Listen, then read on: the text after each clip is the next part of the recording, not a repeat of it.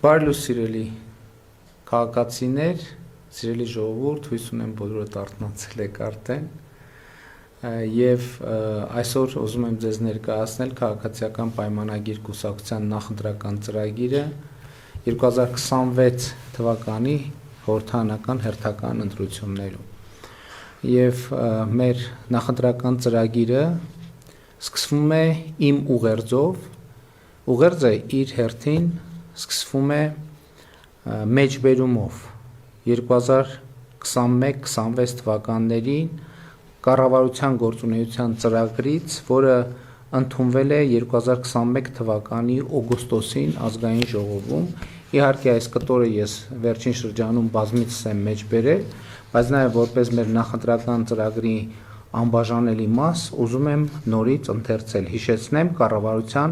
2021-2026 թվականի գործունեության ծրագրից է մեջբերումը, որը ընդունվել է 2021 թվականի օգոստոսին Հայաստանի Հանրապետության ազգային ժողովում եւ այսպես մեջբերում Հայաստանի եւ տարածաշրջանի համար խաղաղ զարգացման դարաշրջան բացելը այնուամենայնիվ արտահերտ ընտրությունների արդյունքներով ժողովրդի առաջ կառավարության ստանձնած մեծագույն պարտավորությունն է եւ 21 թվականի այս ընտրությունների ամփոփումից հետո ես դիմում եմ այդ ծրագրով եւ նաեւ հիմա Հայաստանի Հանրապետության քաղաքացիներին Հայաստանի Հանրապետության սիրելի քաղաքացի ձեզ դիմում եմ ես Հայաստանի Հանրապետության վարչապետ քաղաքացիական պայմանագիր կուսակցության վարչության նախագահ եւ վարչապետի տեխնացու Նիկոլ Փաշինյանս Քաղաքացիական պայմանագիր կուսակցությունը ձեր աջակցությամբ կատարել է ձեր առաջ ստանձնած մեծագույն առաքելությունը։ Հայաստանի եւ Ադրբեջանի միջև խաղաղություն է հաստատվել եւ այսպիսով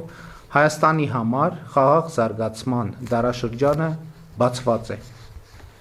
Հունիսի 7-ին կայանալիք ընտրություններում ձեզ հետ միասին մենք մի խնդիր ունենք լուծելու։ Պետք է տեր կանգնենք խաղաղությանը, որը նոր է, մանուկ է, դեռևս խոցելի է եւ մեր ամենօրյա խնամքի կարիքը ունի։ Հունիսի 7-ին գնացեք ընտրական տեղամաս եւ տեր կանգնեք խաղաղությանը, քվեարկելով քաղաքացիական պայմանագիր կուսակցության օգտին։ Ձեր Նիկոլ։ Այսպես է եւ այսպես եմ հիմա դիմում ձեզ եւ այսպես է նաեւ արձանագրված գրված քաղաքացիական պայմանագիր կուսակցության ծրագրում, որից հետո մենք արձանագրում ենք, որ քաղաքացիական պայմանագիր կուսակցության նախընտրական ծրագրի գաղափարախոսական հենքը իրական Հայաստանի գաղափարախոսությունն է եւ Հայաստանի տնտեսական եւ ինստիտուցիոնալ վերափոխման դոկտրինը, որը մենք ընդունեցինք ամիսներ առաջ։ Եվ ըստ այդմ 2026-2031 թվականների առանցքային անելիքները հետևյալն են։ Առաջինը՝ խաղաղության ինստիտուցիոնալացում։ Այսպես է կոչվում մեր նախընտրական ծրագրի առաջին բաժինը։ Հայաստանի եւ Ադրբեջանի միջև խաղաղության ինստիտուցիոնալացումը մեկնարկել է դեռևս 2024 թվականին Հայաստանի Հանրապետության Տավուշի մարզի հատվածում պետական սահմանի սահմանազատման եւ սահմանագծման գործընթացով, ապա եւ Հայաստանի ու Ադրբեջանի սահմանազատման հանձնաժողովների համատեղ գործունեության կանոնակարգի ստորագրմամբ եւ վավերացմամբ ու շարունակվել է 2025 թվականի օգոստոսի 8-ին Հայաստանի Հանրապետության եւ Ադրբեջանի Հանրապետության միջև խաղաղության ու միջպետական հարաբերությունների հաստատման մասին համաձայնագրի նախաստորագրմամբ եւ Վաշինգտոնի հռչակագրով խաղաղության ու տրանսպորտային ենթակառուցվածքների ապաշրջափակման սկզբունքների հաստատմամբ։ Այսինքն մենք արձանագրում ենք, որ իրականում խաղաղության ինստիտուցիոնալացումը սկսված է, ելի ուզում եմ հիշեցնել, որ այն ունի նաեւ դե յուրե պարտադիր իրավական հիմք, խոսքը Հայաստանի եւ Ադրբեջանի սահմանազատման պետական հանձնաժողովների համատեղ գործունեության կանոնակարգի մասին է, որը երկու երկրների փոխվարչապետերի կողմից ստորագրվել է, ապա երկու երկրներում անցել է վավերացման ընթացակարգ, դառնալով երկու երկրների իրավական համակարգի անբաժանելի մասը, եւ այդ կանոնակարգում արձանագրված է, որ Հայաստանը եւ Ադրբեջանը ընդունում են, որ երկու երկրների միջև սահմանազատման գործընթացի համար բազային սկզբունքը Ալմա-Աթայի հռչակագիրն է, որն իր հերթին նշանակում է, որ անկախ Հայաստանի տարածքը նույնական է խորհրդային Հայաստանի տարածքի հետ, անկախ, այսինքն այսօրվա Հայաստանի եւ այսօրվա Ադրբեջանի տարածքը նույնական է խորհրդային Ադրբեջանի տարածքի հետ։ Եվ խաղաղության հետ կապված մենք նախընտրական ծրագրում արձանագրում ենք, որ խաղաղության հետագա ինստիտուցիոնալացման առաջնային քայլերը հետևյալն են։ Առաջինը՝ սահմանազատման գործընթացի շարունակությունը։ Երկրորդը՝ տրիպ նախագծի իրագործումը 2025 թվականի օգոստոսի 8-ի Վաշինգտոնի հռչակագրի եւ 2026 թվականի հունվարի 14-ին Հայաստանի եւ Միացյալ Նահանգների կառավարությունների կողմից ընդունված տրիպի իրականացման շրջանակի բովանդակությանը համապատասխան, որը կհանգեցնի տարածաշրջանային կապուղիների լիարժեք ապաշրջափակման։ Հաջորդ քայլը խաղաղության ինստիտուցիոնալացման բնականաբար Հայաստանի Հանրապետության եւ Ադրբեջանի Հանրապետության միջև խաղաղության ու միջպետական հարաբերությունների հաստատման մասին նախաստորագրված համաձայնագրի վերջնական ստորագրումն է, վավերացումը, դրանում նախատեսված քայլերի հետագա իրագործումը։ Նախաստորագրված համաձայնագիրը հրապարակված է եւ իմ թվարկած մյուս փաստաթղթերը նույնպես հրապարակված են, հետեւաբար այստեղ մենք շատ մանրամասներ չենք բացել, այն կանխավարկածով, որ բոլոր թղթերը հրապարակային են եւ բոլոր այն քաղաքացիներ, ովքեր ուզում են տեսնել, թե ինչ է այս գրվածը հետագա քայլեր եւ այլն նշանակում, կարող են հիշատակված փաստաթղթերը կարդալ։ Խաղաղության ինստիտուցիոնալացման թվարկված քայլերը սպառիչ չեն։ Քաղաքացիական հասարակության գործարար համայնքի ներկայացուցիչների շփումները, երկկողմ առևտուրը, քաղաքական, մշակութային, հումանիտար երկխոսությունը խաղաղության ինստիտուցիոնալացման կարևոր գործիքներ են եւ քաղաքացիական պայմանագիր կուսակցությունը կքաջալերի ու կաջակցի այդ ուղղությունների ակտիվացմանը Հայաստան-Ադրբեջան հարաբերությունների համատեքստում։ Ուրախությամբ պետք է արձանագրեմ, որ արդեն իսկ որոշակի ծրագրեր իրականություն են դառնում Հայաստանի եւ Ադրբեջանի միջև երկկողմ առևտուր է քայլ փոքր քայլերով եւ հաստատվում քաղաքացիական հասարակության ներկայացուցիչների շփումները արդեն կոնկրետ հունի մեջ են ընկած ես հույս ունեմ եւ համոզված եմ, որ առաջիկայում նաեւ գործարար կապեր կհաստատվեն, որը խաղաղության ինստիտուցիոնալացման կարևորագույն միջոցներից եւ գործիքներից մեկն է։ Եվ այլ միջոցառումներ, որոնք իմ նշած փաստաթղթերում արձանագրված են եւ հրապարակված։ Սա շատ կարևոր արձանագրում է։ Մեր նախընտրական ծրագրի հաջորդ երկրորդ կետը կոչվում է կրթությունը ռազմավարությունների ռազմավարություն։ Կրթությունը ոչ միայն խնդիրները լուծելու, այլև դրանք հասկանալու միակ հուսալի ճանապարհն է։ Սա վերաբերվում է թե անհատական, թե խմբային, թե հանրային եւ թե պետական մակարդակին, թե ներքին եւ թե արտաքին հարթությանը։ Հետևաբար կրթությունը պետության զարգացման ռազմավարության իրագործման առաջնային գործիքն է այն ընկալմամբ, որ ցկյանս գործընթաց է եւ վերաբերվում է նախադպրոցական կրթությանը, հանրակրթությանը, արտադպրոցական կրթությանը, մասնագիտական կրթությանը, բուհական, հետբուհական կրթությանը,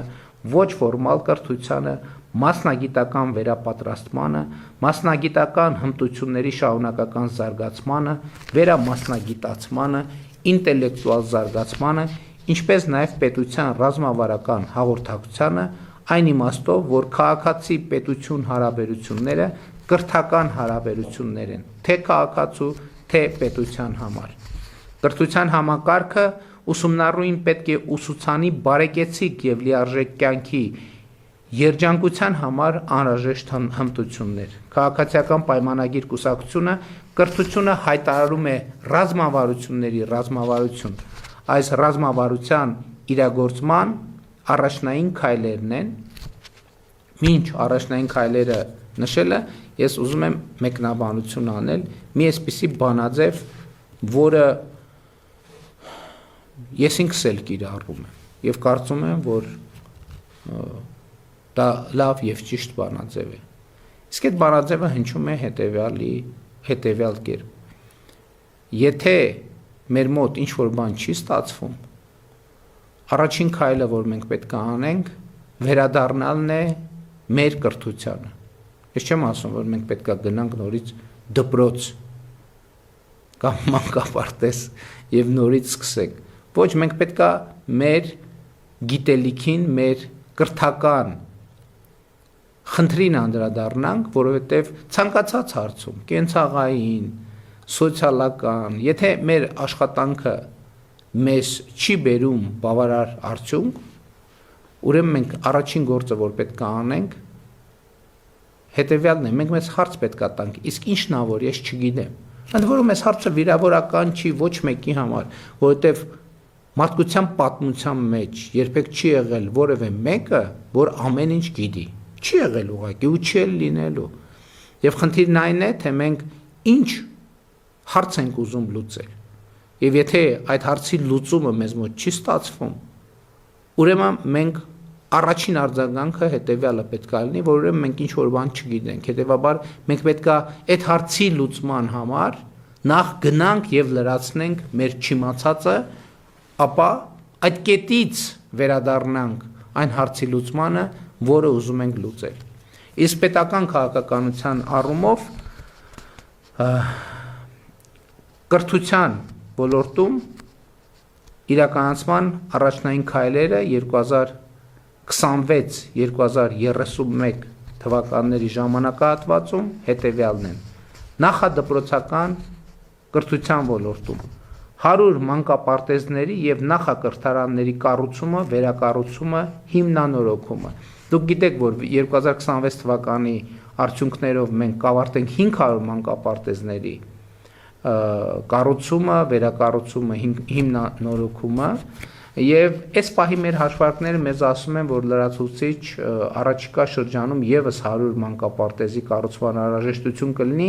այն տրամաբանությամբ, որ մենք մտադիր ենք նաև խթանող ծրագրեր իրականացնել մասնավոր հատվածում, մասնավոր մանկապարտեզների զարգացման համար։ Բայց 100-ը պայմանական թիվ է։ Եթե ընթացս կպարզվի, որ պետք է 150, 200, հիմա արդեն մենք վստահ ենք, որ այդ կարողությունները ունենք եւ այս թիվը համապատասխանաբար կլրացվի։ Հաջորդ կարևոր կետը նախադպրոցական կրթության ոլորտում 0-2 տարեկանների համար նախադպրոցական կրթության ապահովումը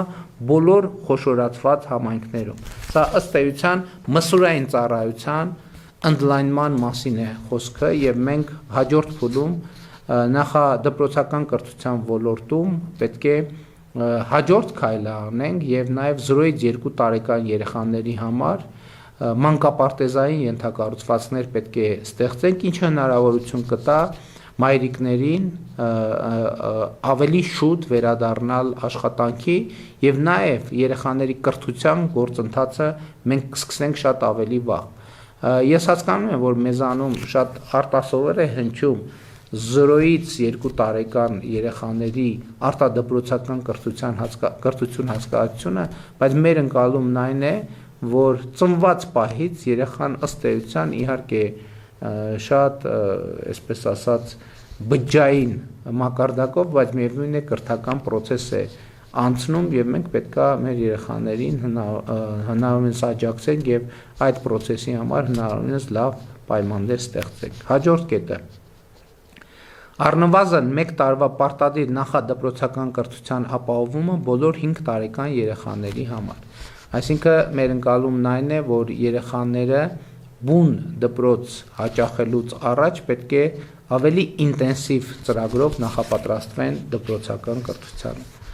Հաջորդ կետը նախադպրոցական կրթության չափորոշիչի պարբերական թարմացման ինստիտուցիոնալ մեխանիզմի եւ կրթության որակի վերահսկողության արտաքին գնահատման համակարգի ներդրումը։ Սա էլ շատ կարևոր կետ է, որովհետեւ ընդհանրապես կրթական ծրագրերը պետք է թարմացվեն առաջինը, որովհետեւ ժամանակը փոխվում է, ժամանակի հետ գիտելիքը եւ գիտելիքի պահանջարկն է ձևափոխվում, իհարկե հենված լինելով մեծ մասամբ նույն հիմքի վրա եւ մենք պետք է համոզված լինենք, որ մեր երեխաներին հաղորդում ենք մրցունակ գիտելիք եւ այդ մրցունակությունը ապահովելու համար մենք պետք է պարբերաբար մեր չափորոշիչները թարմացնենք, բայց կա նաեւ ուրիշ խնդիր։ Տեսեք, շատ կարեւոր է, որ մեր երեխաների հետ աշխատող մասնագետները կլինի դաստիարակ, կլինի ուսուցիչ, մարզիչ եւ այլն, այսինքն ուսուցիչ դաստիարակ դա հաստիկ է աշխատանքի տրամաբանությամբ, բայց մյուս կողմից մենք պետք է վստահ լինենք, որ մեր երեխաների հետ աշխատող մասնագետները համապատասխանում են այն նվազագույն որակական չափանիշներին, որը մենք որպես պետություն սահմանում ենք, որովհետեւ հաստիկը ուրիշ բան է, կոչումը ուրիշ բան, մասնագիտական պրոֆեսիոնալիզմը ուրիշ բան եւ մենք պետք է ամեն ինչ անենք, որ հաստիկի, կոչման եւ պրոֆեսիոնալիզմի միջև լինի համապատասխանության մի նվազագույն չափաբաժին, որը անձեռնմխելի է եւ սա վերաբերվում է ըստ էության կրթության համակարգում աշխատող բոլոր ոլորտի մասնագետներին, հետագայում այս հանգամանքի մասին մանրամասն կխոսենք։ Եվ հաջորդը, որ էլի կապված է այս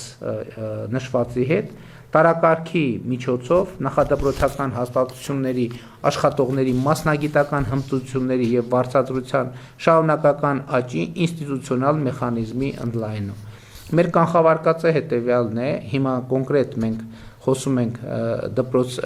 մանկապարտեզների, դաստիարակների եւ այլ մանկավարժների մասին, բոլոր այն դեպքերում, երբ որ մենք տեսնում ենք,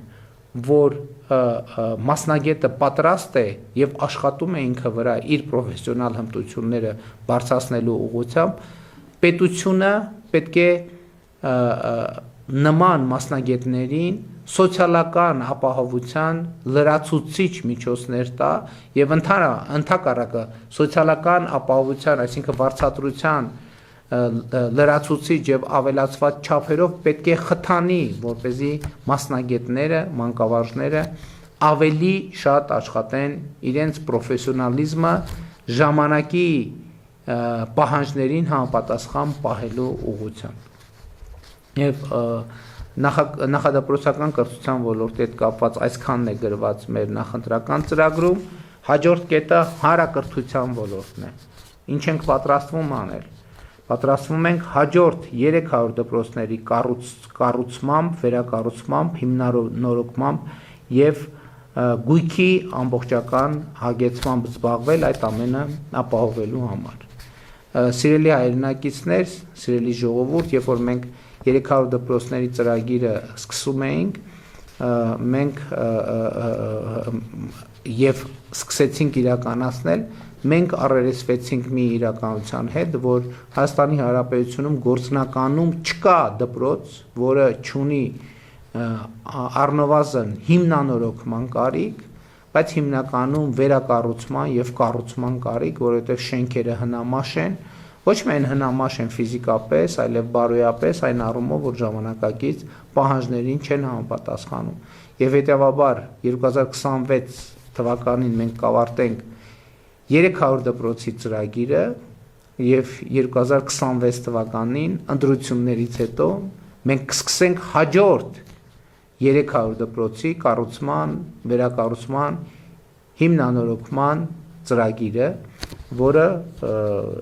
որի ռազմավարական նշանակությունը ուրախությամբ արձանագրում եմ, որ Հայաստանում այլևս լայնորեն ընդունված եւ ճանաչված է։ Հաջորդ կետը ուսուցիչների կամավոր ատեստավորման առաջին փուլը հաղթահարած ուսուցիչների համար կամավոր ատեստավորման երկրորդ փուլի իրականացումը դրույքաչափը սահմանելով 300,000 դրամ, համապատասխանաբար 30, 40, 50% հավելավճարներով։ Այսինքն մենք հիմա հաջորդ փուլում, ինչպես եւ նախկինում խոստացել էի, կանենք հետեւյալը. բոլոր այն ուսուցիչները, ովքեր անցել են կամավոր ատեստավորման առաջին փուլը, իրենց կամավոր ատեստավորման առաջին փուլի 5 տարին լրանալուն պես հաջորդ կամավոր ատեստավորումը անցնելու հնարավորություն կունենան եւ եթե նախկինում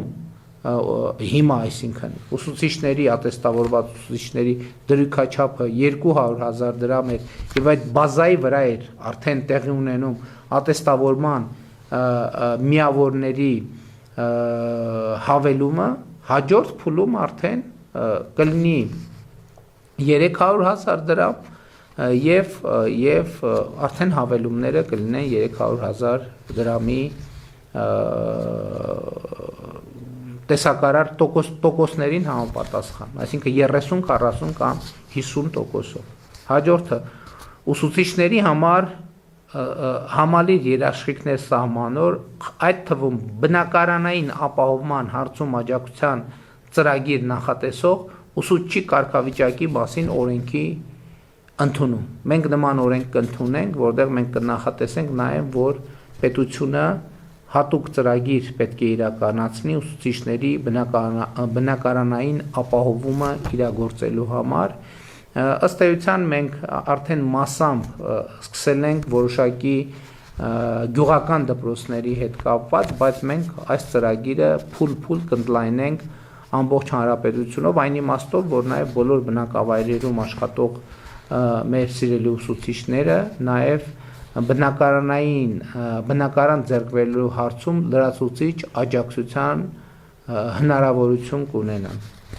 Հաջորդը հանրակրթության չափորոշիչի պարբերական թարմացման ինստիտուցիոնալ մեխանիզմի եւ հանրակրթության որակի վերահսկողության արտաքին գնահատման համակարգի ներդրում։ Այս կետի մասին ես մանկապարտեզների հատվածում խոսեցի, նույն բովանդակությունն է, որ մենք համոզված լինենք, որ մեր ծրագիրը հանրակրթության չափորոշիչը համապատասխանում է ժամանակակից պահանջներին եւ անընդհատ ստեղծել խթաններ, որ մեր սիրելի ուսուցիչները ավելի շատ ջանք գործադրեն իրենց մասնագիտական հմտությունները նույնպես ժամանակի պահանջներին համապատասխանեցնելու համար, որովհետեւ այստեղ կա մի օբյեկտիվ իրականություն։ Գիտելիքը հանրակրթության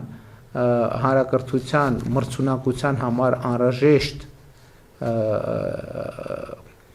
գիտելիքները, հմտությունները ժամանակի ընթացքում փոխվում են, զարգանում են եւ պետք է միշտ համոզված լինել, որ մենք բոլորս ներառյալ մեր սիրելի ուսուցիչները համապատասխանում են այդ նոր պահանջներին եւ ստանդարտներին։ Հաջորդը արտադպրոցական կրթության ոլորտում մշակութային եւ մարզական կրթության համակարգի հետագա զարգացումը առնվազն 100 արվեստների ներառյալ երաժշտական, գեղարվեստի, արվեստի, մանկապատանեկան ստեղծագործության կենտրոնների, դպրոցների,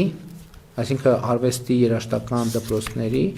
մարզադպրոցների, մարզական կենտրոնների կառուցման, վերակառուցման կամ հիմնանորոգման եւ գույքով հագեցման ծրագիրը։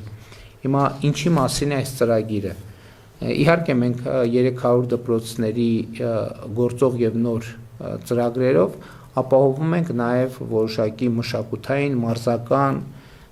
ենթակառուցվածքներ, որոնք հասանելի պետք է լինեն ընդհանրապես համայնքներին, դա միայն դպրոցի համար չէ, բայց մյուս կողմից մենք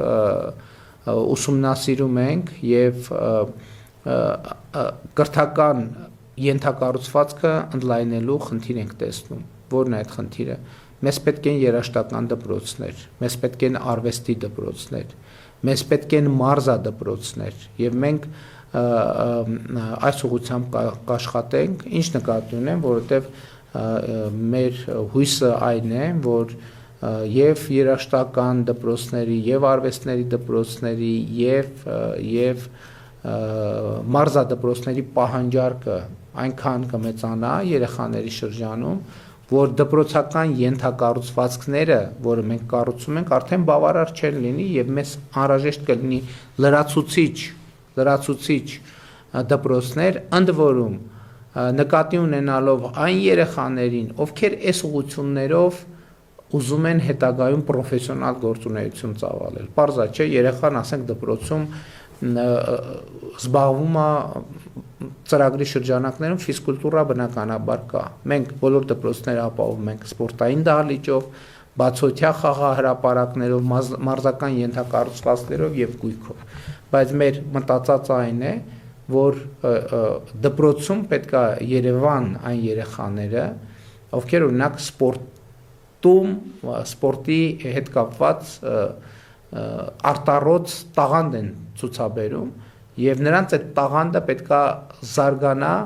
մարզադպրոցներում, որտեղ ավելի պրոֆեսիոնալ պարապմունքներ իրենք իրականացնեն։ Նույնը վերաբերվում է արվեստին, նույնը վերաբերվում է երաժշտական դպրոցներին։ Մի այսպիսի հանգամանք կա, այստեղ գրված է ուրեմն մարզական կենտրոնների մասին, այստեղ մենք արդեն սկսել ենք մասնավորի հետ համագործակցություն ենք իրականացնում եւ մասնավորի հետ կառավարությունը կսկսի հիմնադրել խոշորացված համայնքներում մարզական կենտրոններ, ֆիթնես կենտրոններ կամ ջիմեր, ինչպես ընդունված է ասել, երկու նպատակադրմամբ։ Առաջինը, որ այն հասանելի լինի վճարովի սկզբունքներով մեծահասակներին, որովհետև նաև մեծահասակները, չափահասները իրենց առողջությամբ զբաղվելու եւ ժամանցի լրացուցիչ տեղ ունենալու հնարավորություն ունենան, բայց նաև մենք կֆինանսավորենք երեխաների այցելությունները նման կենտրոններ, որպեսզի նաև մասնավոր հատվածում լինեն մասնավոր պետական, որովհետև շենքերը ըստ էության կառուցվելու է հիմնականում պետության ֆինանսավորման, բայց արդեն ընթացիկ կառավարումը պետք է իրականացնի մասնավորը մեծահասակներին ծառայություն առաջարկելու եւ նաեւ երեխաներին, դպրոցականներին սպորտային խմբակներ այցելելու լրացուցիչ հնարավորություն տալու համար, որը արդեն կֆինանսավորի կառավարությունը, այդ փորձը մենք արդեն ունենք եւ կարծում ենք հաջող է ստացվում։ Այսինքն մեր նպատակադրումն է բոլոր խոշորացված համայնքներում ունենալ ֆիթնես կենտրոններ, ջիմեր, որտեղ այցելության հնարավորություն կունենան վճարովի հիմունքներով մեծահասակները եւ դպրոցականները որոշակի պայմաններում նաև կառավարությամբ ֆինանսավորմամբ կամ համաֆինանսավորմամբ։ Հաջորդ կետը համայնքային եւ պետական արտադպրոցական հաստատություններում եւ կենտրոններում մանկավարժների եւ մարզիչների կամավոր ատեստավորման ծրագրի հետագա զարգացումը։ Մեր նպատակներից հաջորդը մենք ուզում ենք նաև արտադպրոցական հիմնարկներում մանկավարժների կամավոր ատեստավորման ծրագիր իրականացնել, որտեղ նրանց աշխատավարձը կբարձրանա եւ նաեւ մենք բոլորս կհամոզվենք, որ նրանք բավարար խթաններ ունեն իրենց մասնագիտական կարողությունները զարգացնելու տեսակետից։ Հաջորդ քայլը երեխաների ստեղծագործականության խթանման հարթակների ձևավորումը, այդ թվում արվեստների միջազգային ճամբարների, հեղինակային կատարումների, մրցույթների եւ այլ միջավայրերի շարունակական զարգացման միջոցով։ Իհարկե, մենք արդեն այդպիսի փոքր փորձեր անում ենք, մասնավորապես սպորտային միջոցառման ժամանակ, վարչապետի գավաթի տարբեր միջոցառումների ժամանակ մենք տարբեր մշակութային հատվածներ ենք ունենում եւ տարբեր մարզերից, բոլոր մարզերից երեխաներ են հրավիրում, որտեղ ելույթ են ունենում, իրենց տաղանդը ցույց տալու եւ զարգացնելու հնարավորություն են ունենում, բայց այս process-ը արդեն ավելի կենտրոն իմիջայլոց, այո, նաեւ մենք ջերմուկում իրականացնում ենք հեղինակային երգի փառատոնը երեխաների, դպրոցականների եւ երիտասարդների շրջանում եւ այդ փորձը մեզ դուր է գալիս, մենք ուզում ենք դա զարգացնել, որպեսզի ստեղծագործականությունը մեզանում ավելի զարգանա երեխաների եւ երիտասարդների շրջանում։ Հաջորդ կետը վերաբերվում է մասնագիտական կրթության եւ ուսուցման ոլորտին, որտեղ ծրագրերը հետեւյալն են։ առնվազն 30 ՄԿ հաստատությունների, խոսքը քոլեջների մասինն է, վերակառուցումը, կառուցումը, հիմնանորոգումը եւ հագեցումը անհրաժեշտ գույքով եւ սարքավորումներով։ Այսինքն մենք հիմա նաեւ պետք է քոլեջների համար այսպիսի ծրագիր անենք, ինչպես դպրոցների համար ենք անում, եւ իմիջիայլոց մենք նպատակադրված ենք, որպեսզի մարզերում, բոլոր մարզերում լինեն պատշաճ մակարդակի քոլեջներ, որտեղ մարզի կարիքներին համապատասխան մասնագիտական կրթություն կապահովի։ Մասնավորի հետ համագործակցության խորացումը քոլեջների համատեղ կառավարման եւ դուալ ուսուցման համակարգի ամբողջական ներդրման միջոցով աշխատանքի վրա հիմնված ուսումնառությունը դարձնելով սովորելու հիմնական մեթոդ։ Ստեղ գաղափարը հետեւյալն է, որպեսզի քոլեջների կառավարմանը մասնակցեն իրական տնտեսության մեջ աշխատող այն ընկերությունները, որոնք կարող են եւ աշխատատեղեր են առաջարկելու քոլեջների շրջանավարտներին։ Մենք առաջարկում ենք, որ նրանք գան եւ մասնակցեն քոլեջների կառավարմանը, որպեսզի այդ մասնագետների պատվիրատման process-ը դարձնեն իրական կյանքին, իրական տնտեսությունների եւ իրական ընկերությունների կարիքներին առավել համապատասխան, որպեսզի մեզանում արկա են տարօրինակ իրականությունը մենք շտկենք, երբ որ շրջանավարտը ավարտում է, բայց աշխատանքի անցնելու համար պիտի մի հատ էլ ընկերությունում վերապատրաստվի։ Շատ հաճախ է այսպիսի բան պատահում, ինչը հիմք է տալիս եւ ակնհայտ է դարձնում, որ մեր կրթությունը տեսության մեջ այո, բայց գործնական գիտելիքներ տալու հարցում երբեմն ամբողջական չէ, այդ թվում են պատճառով, որ տնտեսությունը փոխվում է եւ կրթությունը չի հասցնում փոփոխվող տնտեսության հետևից։ Նաեւ սա է պատճառը, որ մենք ասում ենք, որ չափորոշիչները անդադ պետք է թարմացվեն։ Հաջորդ կետը քոլեջների, դասախոսների եւ վարպետների վարձատրությունն առնվազն կրկնապատկող ատեստավորման համակարգի զարգացումը եւ ամբողջական ներդրումը մասնագիտական կրթության եւ ուսուցման բոլոր ոլորտներում, այսինքն այստեղ էլ մենք աշխատավարձերի կրկնապատկման մեխանիզմը ուզում ենք զարգացնել, ուզում եմ հիշեցնել, որ մինչ այս էլ քոլեջներում գործում էր կամավոր ատեստավորման համակարգը եւ որոշակի չափանիշներով եւ տրամաբանությամբ եւ մենք որոշակի արդյունքներ արդեն ունենք։ Բոլոր քոլեջների միջազգային չափորոշիչներին համապատասխան հավաստագրումը, սա էլ է կրթության մրցունակության մասին, որպեսզի մենք համոզվենք, որ մեր քոլեջներում տալիս են կրթություն, որը համապատասխանում է այսօր հաստատված միջազգային ստանդարտին։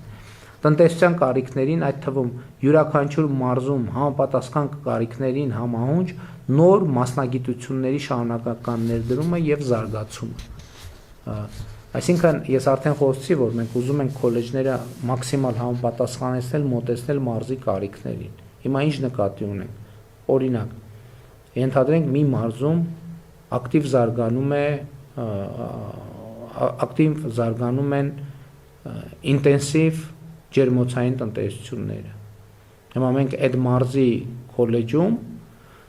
քոլեջներում կամ քոլեջում պիտի զարգացնենք այն մասնագիտությունները, որոնք կապված են այդ process-ի հետ։ Մոնտաժող համակարգերի, գյուղատնտեսական մասնագիտություններ եւ այլն եւ այդպես շարունակ, կարող են տեխնիկական այլ մասնագիտություններ լինել, ռոդող եւ այլն եւ այդպես շարունակ, տեխնիկական համակարգերի սպասարկող, որովհետեւ այդ ջերմոցներում ահռելի տեխնիկական համակարգեր են գործում, կաթսայատներ, կաթիլային ոռոգման համակարգեր, ինտենսիվ գյուղատնտեսության հետ կապված այլ մեխանիզմներ եւ մենք կոնկրետ տնտեսության կարիքներից ելնելով մտադիր ենք հենց մարզի համար նախատեսված ֆակուլտետներ բացել եւ սա է միջոցներից մեկը, որ հնարավորություն կտա, որ երիտասարդությունը աշխատանք ստանա իր ծննդավայրում եւ ստիպված չլինի մարզից տեղափոխվել Երևան եւ այդպես շարունակ։ Հաջորդ կետը վերաբերվում է բարձրագույն եւ հետբուհական կրթությանը եւ այս ոլորտներում մեր անելիքները հետեւյալն են. ակադեմիական քաղաքի ստեղծման առաջին փուլի իրագործումը եւ առաջին փուլում ակադեմիական քաղաքում կստեղծվի տեխնոլոգիական կլաստերը լիարժեք գործունեության համար անհրաժեշտ ենթակառուցվածքներով ներառյալ 3600 ուսանողի համար նախատեսված կացարանային ենթակառուցվածքները։ Դուք գիտեք, որ շատ ուսանողներ մարզերից եկած մեծ դժվարություններ են ունենում Երևանում բնակարաններ վարձակալելու ճանապարհին, եւ մենք հիմա առաջին փուլում ակադեմիական քաղաքում կստեղծենք տեխնոլոգիական կլաստերը, որը իդեպ ներառում է նաեւ գյուղատնտեսությունը, ներառում է ժամանակակից տեխնոլոգիաները, մենք կունենանք տեխնոլոգիական համալսարանը ակադեմիական քաղաքում եւ նաեւ ուսանողական կացարանները, որտեղ ուսանողները որոշակի պայմաններում կարողանան սենյակներ ունենալ։ 2025 թվականի սեպտեմբերին ընդունված Բարձրագույն կրթության եւ գիտության մասին օրենքի դրույթների իրագործումը իհարկե շատ կարեւոր է եւ առաջիկա շրջանում մենք դրանցով կզբաղվենք ամենայն լրջությամբ։ Հաջորդ կետը դպրոցից բուհ արդյունավետ եւ սահուն անցում ապահովող ընդունելության նոր համակարգի գործարկումը խթանելով կամավորական աշխատանքը, ներդնելով արտաքին գնահատման նոր մեխանիզմներ։ Մենք ուզում ենք այնպես անենք կամ շարունակենք գնալ այն ճանապարհով, որ դպրոցական կրթություն ստանալը պատշաճ արդեն բավարար լինի բուհ ընդունվելու համար եւ լրացուցիչ էլի վերապատրաստումների, պարապմունքների կարիք դպրոցականը չունենա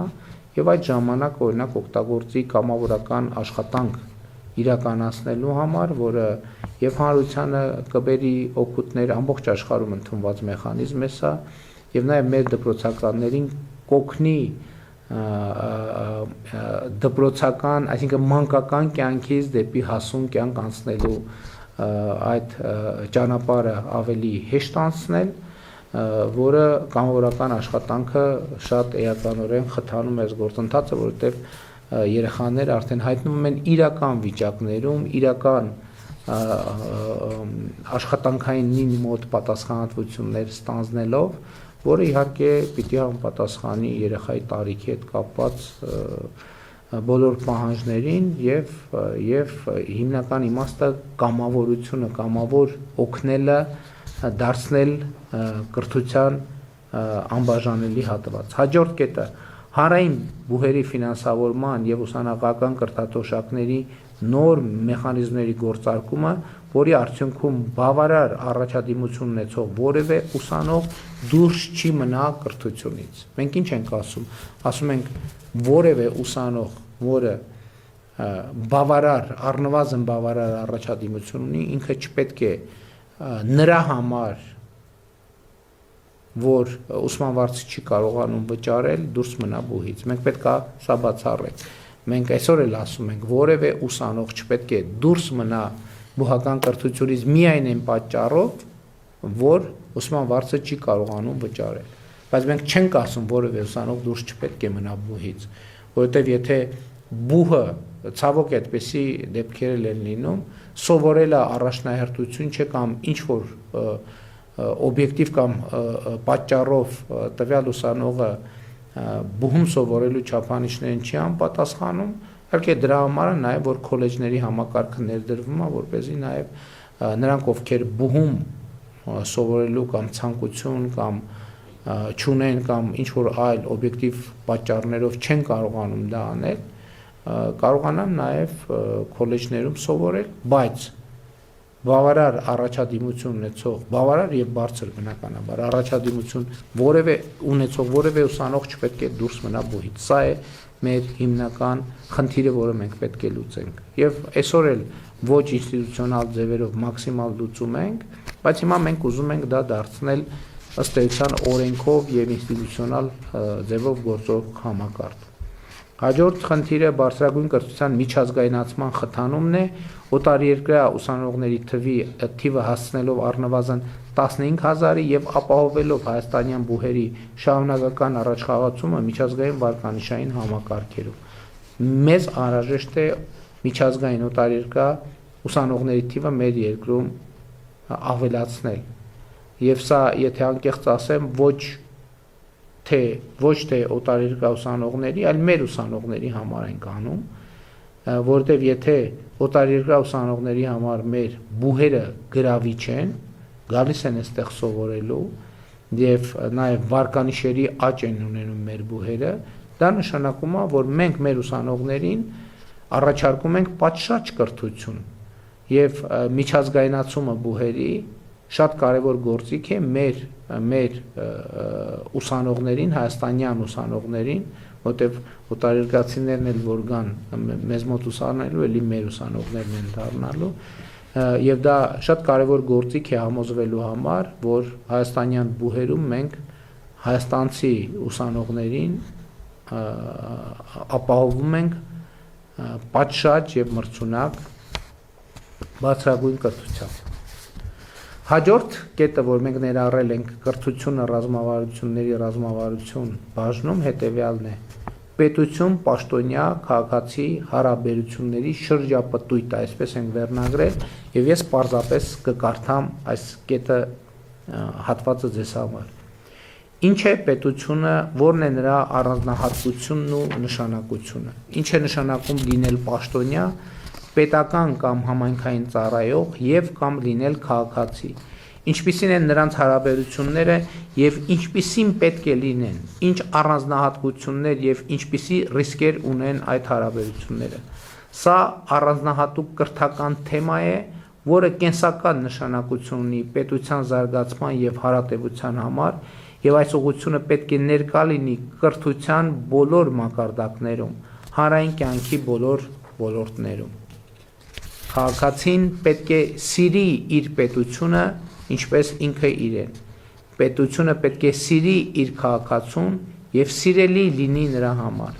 Սա է պետական պաշտոնյայի գործունեության խորքային նպատակը։ Քաղաքացիական պայմանագիր կուսակցությունը, նրա ձևավորած կառավարությունը եւ խորհրդարանական մեծամասնությունը կքաջալերեն եւ կխթանեն, որ Հայաստանի Հանրապետությունում կրթվելը շարունակի հաստատվել որպես կենսակերպ ու մտածելակերպ։ Մենք կխթանենք բոլոր օղակների կրթական լիցենզավորված եւ երաշխավորված ծրագրերը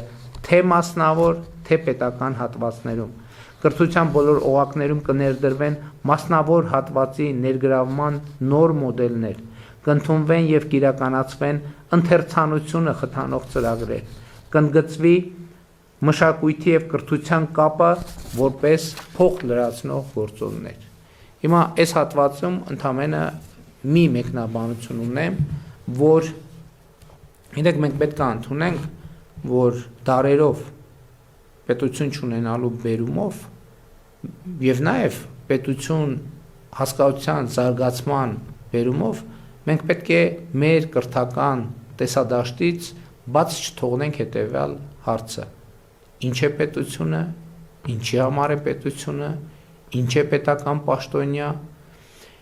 ինչ է նշանակում լինել քաղաքացի եւ ինչպիսին են քաղաքացի պետություն հարաբերությունները, քաղաքացի հարաբերությունները եւ ամենակարևորը մենք չպետք է մոռանանք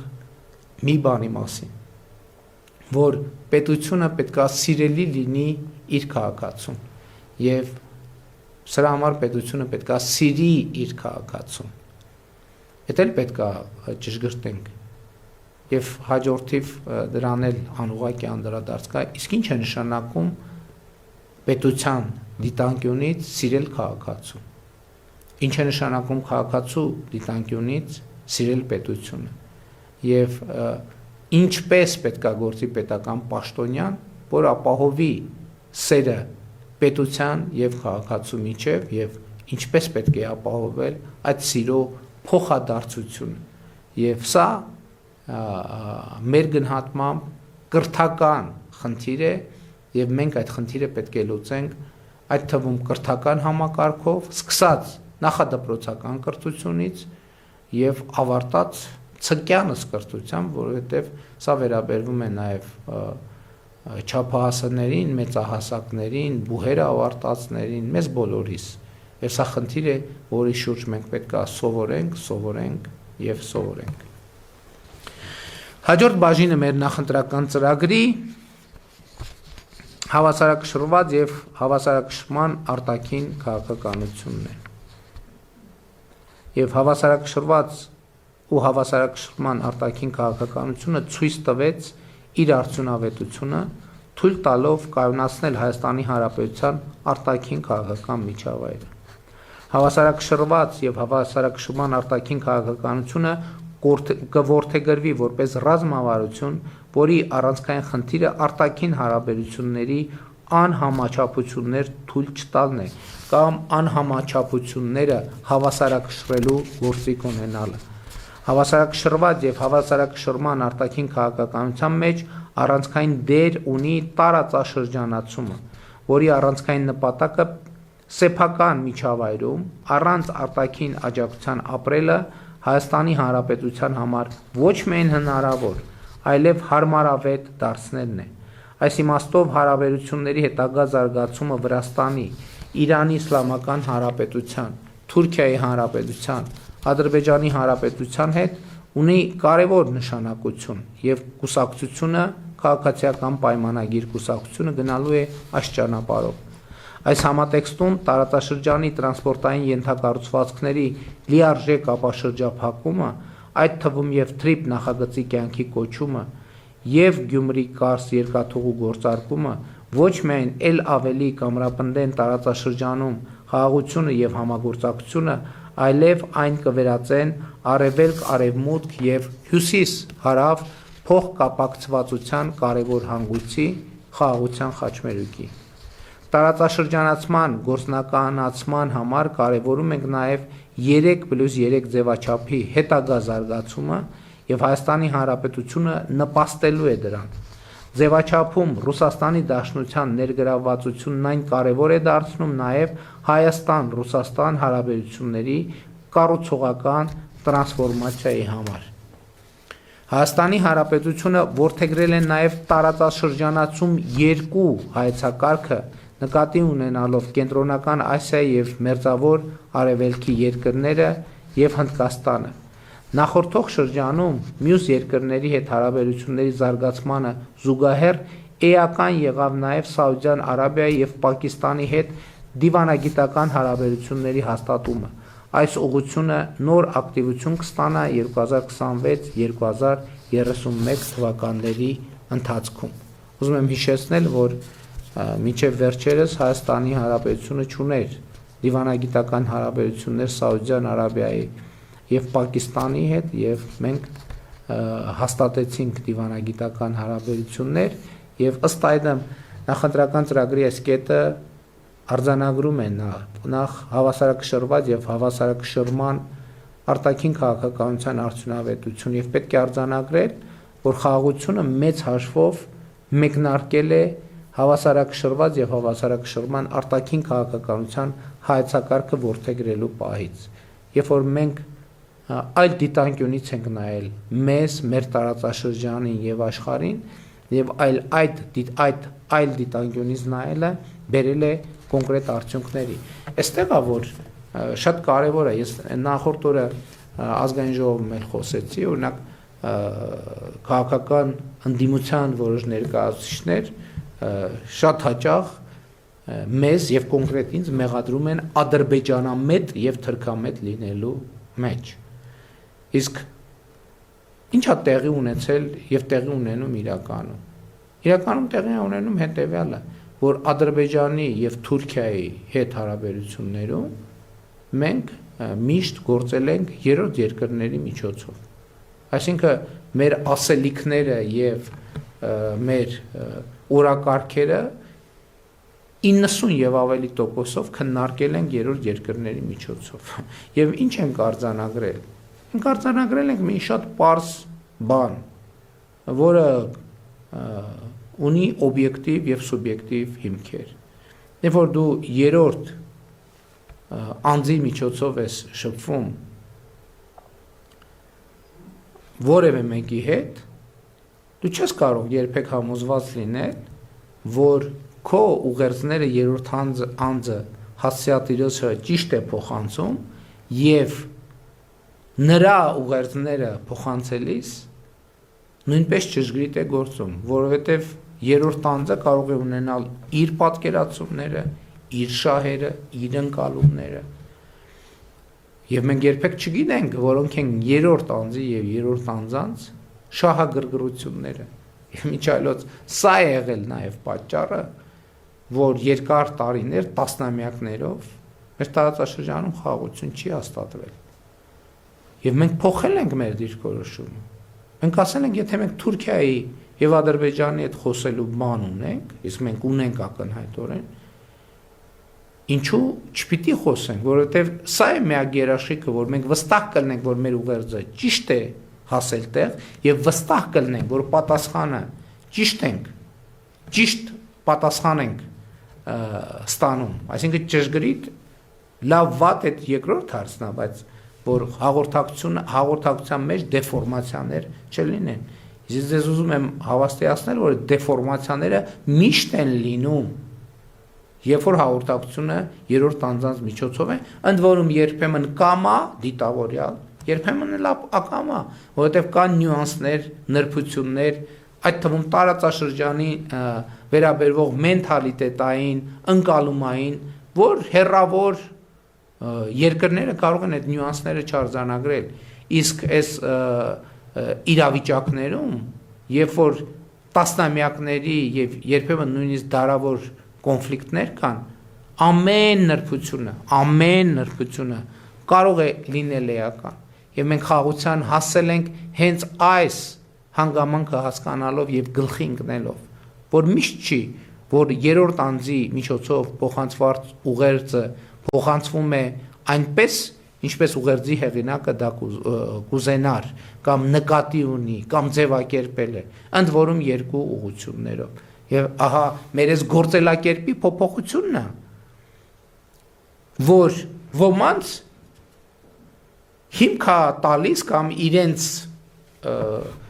իրենք դա օգտագործում են մեզ կամ ինձ մեղադրելու թրքամետության կամ ադրբեջանամետության մեջ։ Իսկ հարցը տևյալն է, որտեղ նրանք գործելակերպը մեր տասնամյակներով եղել է դա։ Թուրքիային բան ունենք ասելու, իսկ որտե զանգենք, որ մայրաքաղաք զարգենք, որ մեր ասելիքը հասնեն Թուրքիային կամ Ադրբեջանին։ Մենք նախընտրել ենք, նախընտրում ենք եւ նախընտրելու ենք ուղիղ հաղորդակցությունը, իհարկե չբացառելով նաեւ երրորդ երկրների օրակարգեր կան, որտեղ երրորդ երկրների ներգրավվածությունը անհրաժեշտ է, պարտադիր է, որովհետև դա արդեն ընդհանուր օրակարգ է, բայց երկկողմ հարաբերություններում մենք պետք է հաղորդակցությունը պահենք ակտիվ եւ այս ընկալման շնորհիվ է նաեւ, որ մենք այսօր ունենք խաղաղություն։ Մենք նախորդող շրջանում նաեւ հետեւյալ արդյունքն ենք արձանագրել արտաքին քաղաքականության ոլորտում։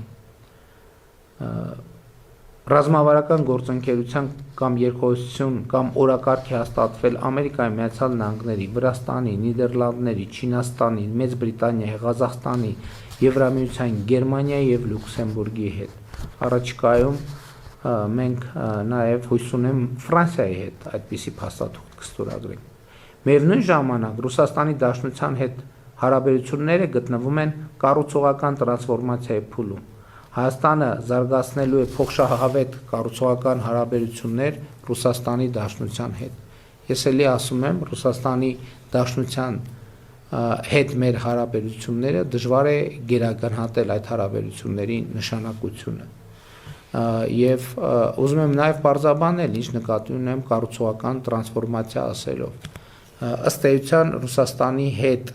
մեր հարաբերությունները ամբողջությամբ կառուցվել են Ղարաբաղյան շարժման պայմաններում։ Հիմա երբ Ղարաբաղյան շարժումը չենք շարունակում, հիմա երբ խաղաղություն է հաստատված, երբ կոնֆլիկտը կարգավորված է, բնականաբար հարաբերությունները պետք է հարմարեցվեն, զարգանան այդ նոր տրամաբանությամբ։ Ուրիշ պարզ բան ասեմ, նախկինում կոնֆլիկտի պայմաններում մենք Ռուսաստանի հետ երկաթուղային հաղորդակցություն երբեք չենք ունեցել։ Հիմա ունենք երկաթուղային հաղորդակցություն։ դա ազդեցություն ունենալու է մեր հարաբերությունների վրա, միանշանակ, այդ ազդեցությունը լինելու է կառուցողական, միանշանակ, եւ հենց այս տրամաբանությամբ մենք շարունակելու մեր ճանապարհը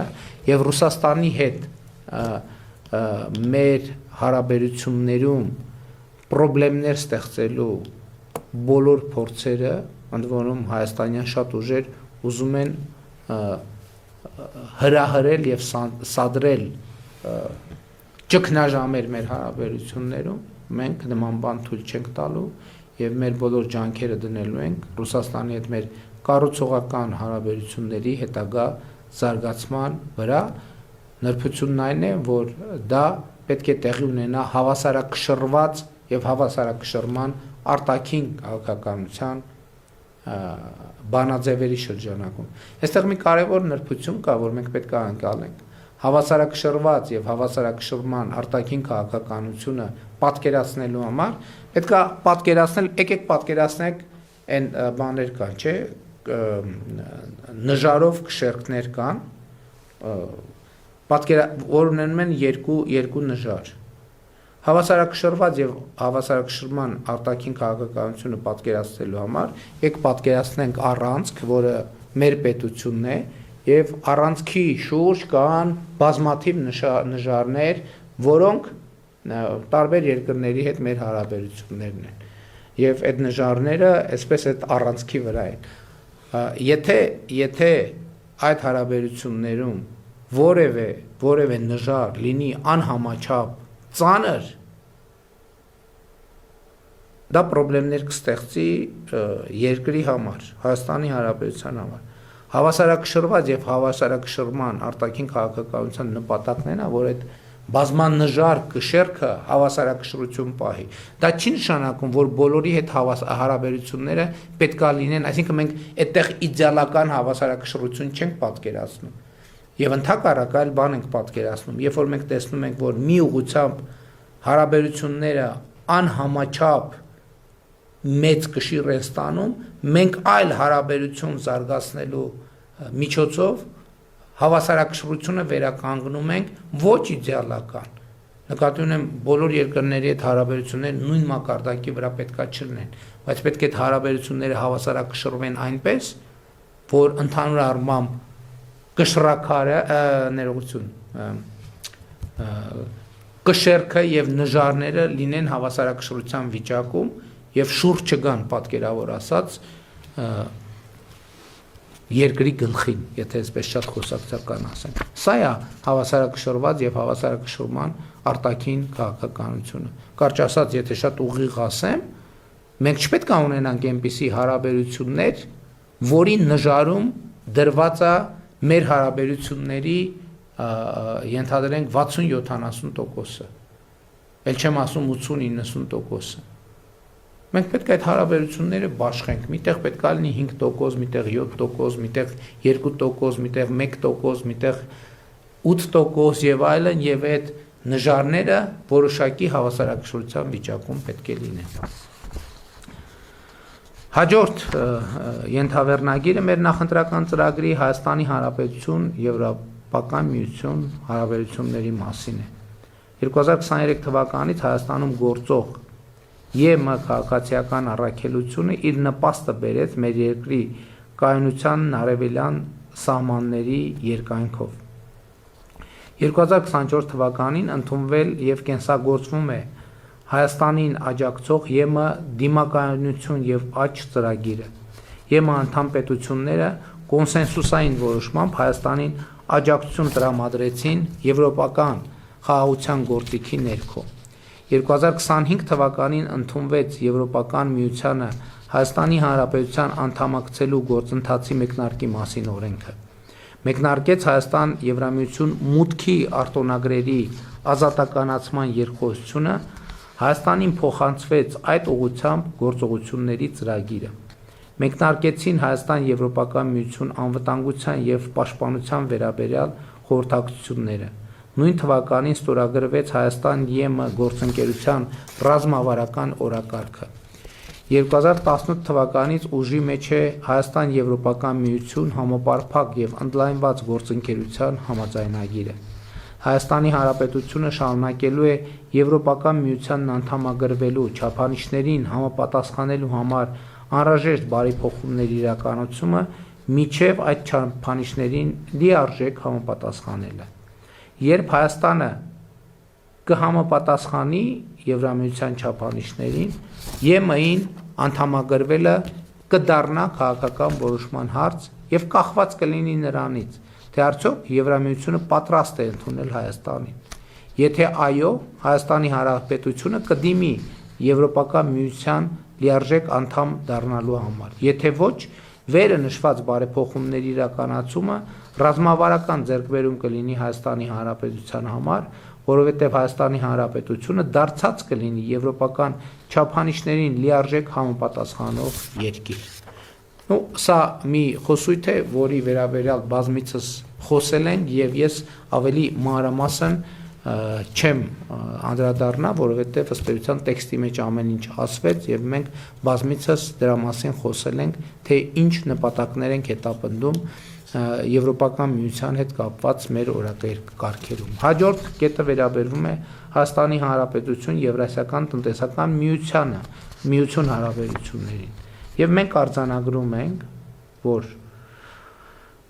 հնարավոր չէ միաժամանակ լինել թե Եվրասիական տնտեսական միության անդամ, թե Եվրոպական միության անդամ։ Բայց քանի դեռ Եվրոպական միության հետ մոտարկման ԵՄ անդամակցության չափանիշներին համապատասխանելուն ուղղված բարեփոխումները համատեղելի են, այսինքն ԵՄ-ի եւ Եվրասիական տնտեսական միության հետ մեր հարաբերությունների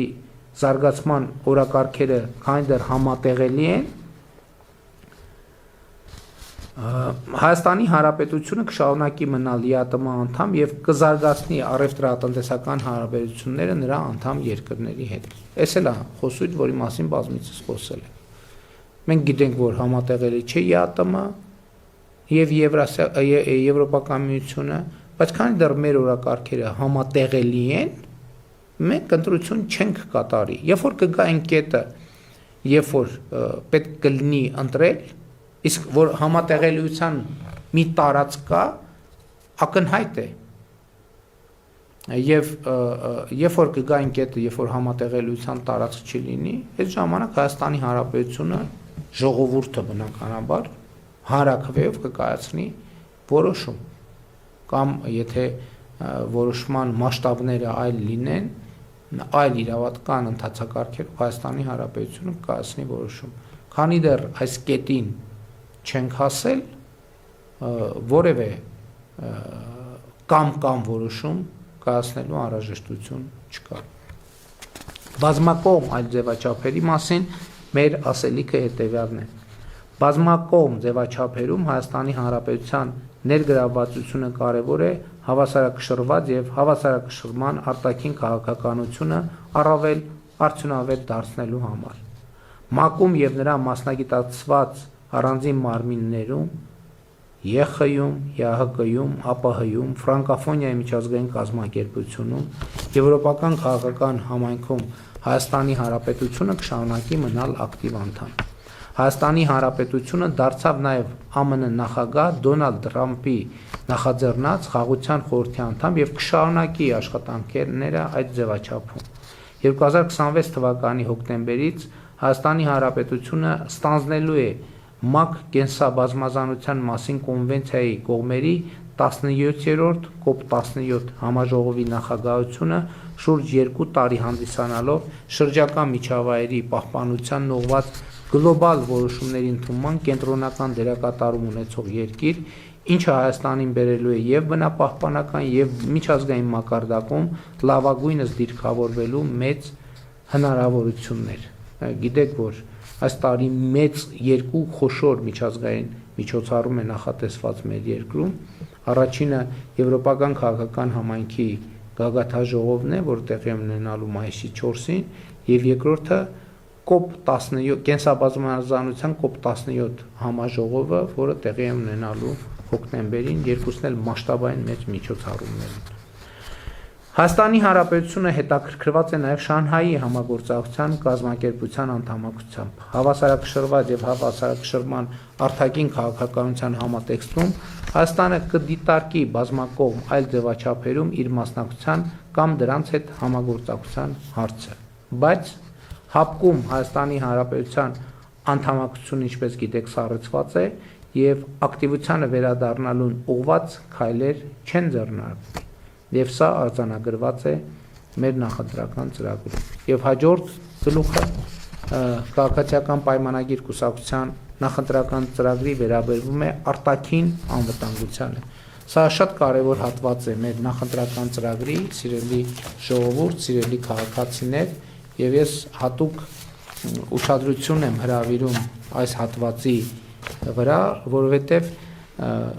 այստեղ մենք արձանագրել ենք թե ինչ նկատի ունենք, երբ որ ասում ենք, որ բանակը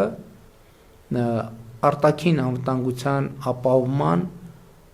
առաջին գործոն լինելու պարագայում նշանակում է, որ արտաքին անվտանգություն գոյություն չունի։ Մենք բանակից առաջ անվտանգության լրացուցիչ գործոններ պիտի դնենք,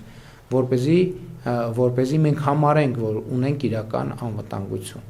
Եվ հիմա հարցը հետևյալն է. բանակից առաջ ինչ գործոններ են, որ պետք է ապահովեն Հայաստանի Հանրապետության անվտանգությունը, արտաքին անվտանգությունը։ Եվ ուրեմն այդպիսի առաջին գործոնը մեր համոզմամբ միջազգային լեգիտիմությունն է, որը մենք համարում ենք առաջնային գործիք, միջազգային լեգիտիմությունը Հայաստանի Հանրապետության արտաքին անվտանգության ապահովման առաջնային գործիքն է։ Միջազգային հանրությունը ճանաչում է Հայաստանի Հանրապետության տարածքային ամբողջականությունը Խորհրդային Միության հայկական ԽՍՀ սահմաններով։ Այս սկզբունքն է դրված նաև հաստատված խաղաղության հիմքում։ Հայաստանն ու Ադրբեջանը միմյանց տարածքային ամբողջականությունն ու ինքնիշխանությունը ճանաչել են հիմք ընդունելով 1991 թվականի Ալմաթայի հռչակագիրը, որին միացած խորհրդային հանրապետություններն իրենց վարչական սահմաններում դարձել են անկախ պետություններ։ Չվիճարկվող, այսինքն միջազգային օրենքով լեգիտիմ տարածք եւ արտաքին հարաբերությունների մեջ լեգիտիմ դիրքորոշումներ ու ակնկալիքներն ունենալն արտաքին անվտանգության ապահովման առաջնային գործիք է։ Այն չլինելով բացարձակ երաշխիք, այնուամենայնիվ կարևոր հիմնակար է։ Ինչ է իմաստը։ Երբ որ տեսեք նախորդ օրն էլ խորհրդանում սրա մասին եղավ խոսակցություն, երբ որ ընդդիմության ներկայացուցիչը ասեց, որ խաղաղություն լինում է այն պարագայում, երբ որ պատերազմի պատճառներ չկան կամ պատերազմի պատճառները լուծված են։ Եվ այո, դա շատ ճիշտ ձևակերպում է։ Եվ դա էր պատճառը, որ մենք ասենք, որ պետք է Ղարաբաղի կոնֆլիկտից եւ Ղարաբաղյան շարժումից հրաժարվել, որովհետեւ կոնֆլիկտի եւ պատերազմի պատճառը հենց Ղարաբաղի շուրջ եղած տարընթերցումներն են, բայց երբ որ մենք գալիս ենք միջազգայինորեն ճանաչված սահմանների շրջանակում ճանաչում ենք միմյանց տարածքային ամբողջականությունը, պատերազմի պատճառը վերանում է, պատերազմի ֆունդամենտալ պատճառը վերանում է եւ այդ հենքի վրա է, որ հնարավոր է լինում ստեղծել խաղաղություն։ Եվ սա է պատճառը, որ մենք ասում ենք նաեւ, որ այսօր ձևավորվել է պատերազմի եռագլուխ կուսակցություն եւ այդ կուսակցության նպատակը հիմա արդեն նրանք ուղիղ չեն ասում, բայց անուղղակի կամած քայլ Ղարաբաղյան շարժումը վերականգնելն է, այսինքն կոնֆլիկտը վերականգնելն է, այսինքն պատերազմը վերականգնելն է։ Որովհետեւ մենք պետք է շատ հստակ լինի։ 1991 թվականից սկսած ըստ էության մենք մինչև 2024 թվականը փաստացի մենք խաղաղություն երբեք չենք ունեցել։ Պատերազմը եղել է միշտ եւ դրա վկայությունն է այն, որ ամեն տարի զոհ է եղել սահմանին, ամեն տարի զոհ է եղել սահմանին։ Խաղաղությունն է, երբ որ զոհ չկա սահմանին, վիրավոր չկա սահմանին։ Ես նկատի ունեմ, մենք ունեցել ենք պատերազմ տարբեր ինտենսիվությամբ, որովհետև եթե մարդիկ են զոհվում, դա պատերազմ է։ Պատերազմի ինտենսիվությունը բոլորովին ուրիշ բան է։ Իսկ մենք պատերազմ ունեցել ենք, որովհետև եղել է Ղարաբաղի կոնֆլիկտը, եղել է Ղարաբաղի շարժումը։ Ղարաբաղի շարժումը խաղաղության եւ անվտանգության հետ անհամատեղելի են եղել։ Եվ մենք մեծ հաշիվ ենք տվել, ասել ենք լավ, ինչի մեջ է մեր ընտրությունը։ Եվ մենք ընտրություն ենք կատարել հոգուտ անվտանգության, հոգուտ խաղաղության։ Եվ մենք այսօր ունենք անվտանգություն, ունենք խաղաղություն, բայց մարդիկ ուզում են կամանց կարդում եմ նախորդ օրը, որ էլի պատերազմի եռագլուխ կուսակցության ներկայացուցիչները այդ քարտեզներով են հանդես գալիս, հրապարակումներով են հանդես գալիս, եւ ինչպես հիմիջարից ասեմ, Ղարաբաղի կոնֆլիկտն էլ սկսվել է շատ անմեղ հումանիտար հարցերից։ Հիմա վերադարձի իրավունք։ Ղարաբաղ վերադարձի իրավունք։ Ադրբեջանը դրան կհակադրի ձեզ հայտնի թեմաները։ Եվ այդ գետի վրա կսկսի եռալ եւ կդառնա կոնֆլիկտ։ Մենք ասում ենք այդ թեմաները երկկողմ պետքա փակվեն։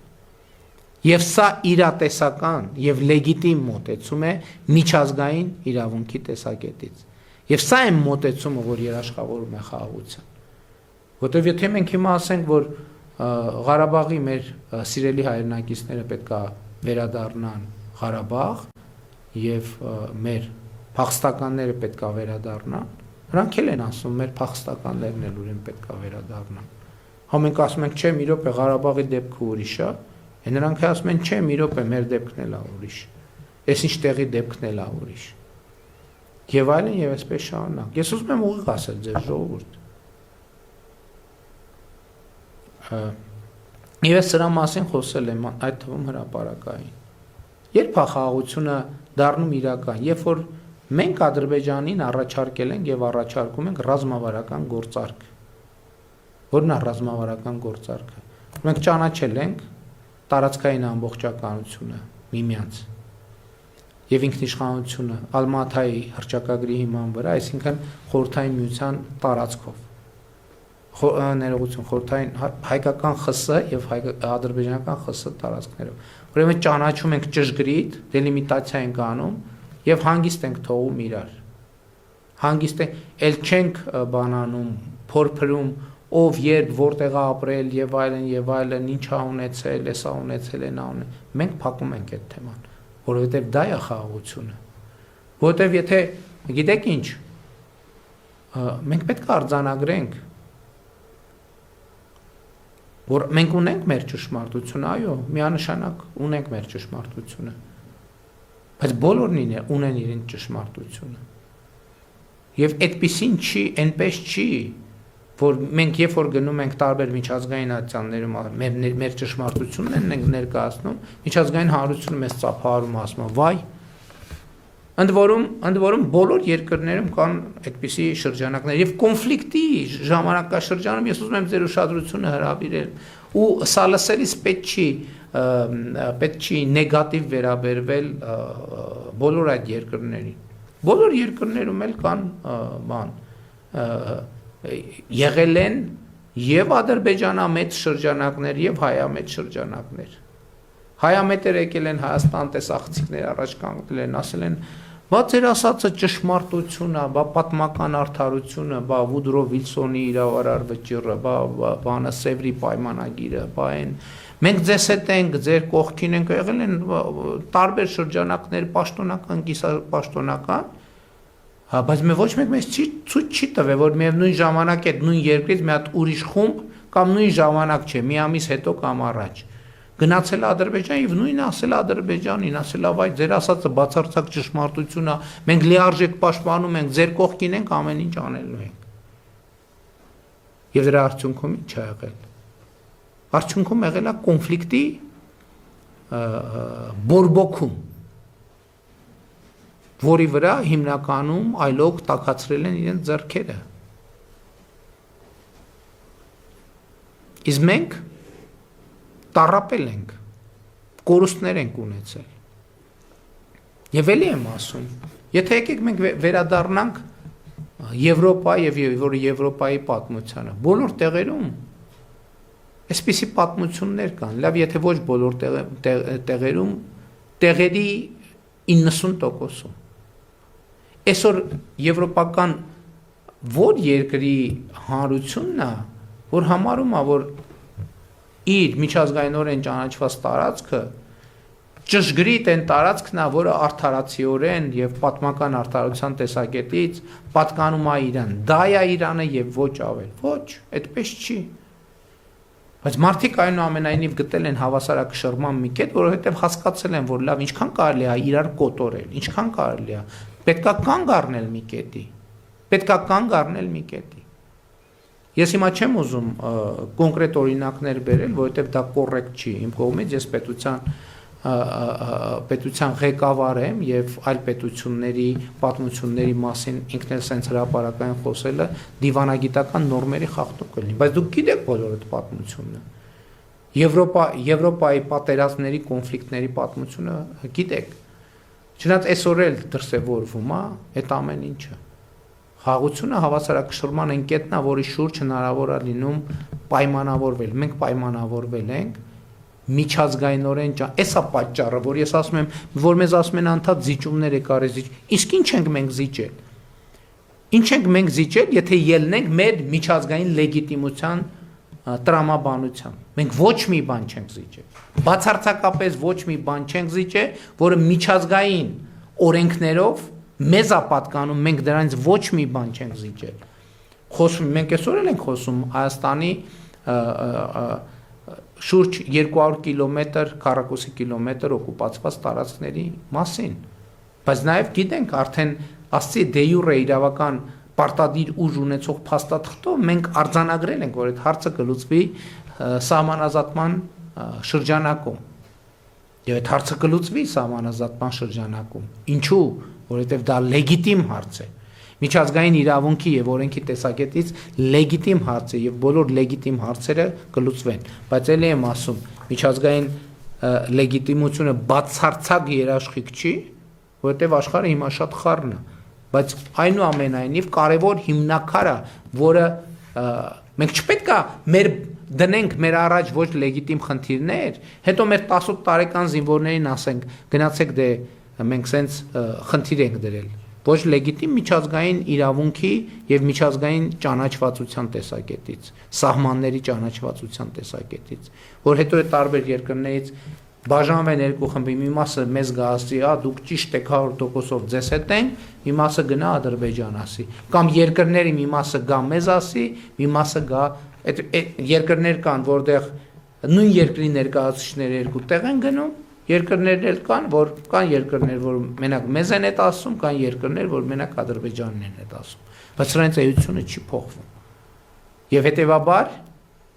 մենք լեգիտիմության վրա պետք է հիմնենք մեր անվտանգությունը, բայց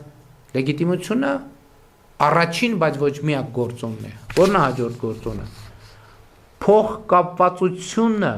արտաքին աշխարհի հետ արտաքին անվտանգության ապահովման հաջորդ գործիքն է։ Այս գործոնը թույլ է տալիս, որ երկիրը դառնա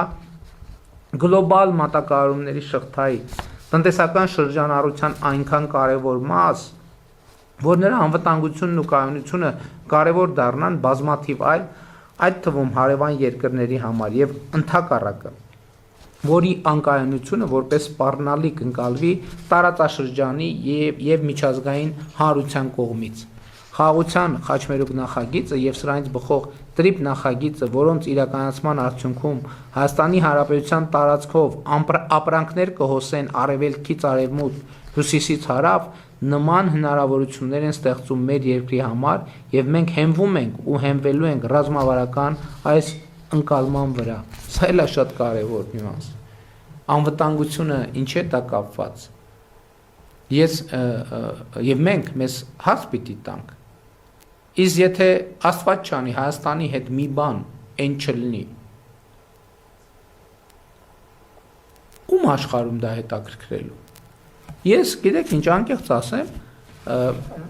ես միջազգային մամուլին հետևում եմ միշտ եւ ինձ համար շատ տարակուսելի էր, որ օրինակ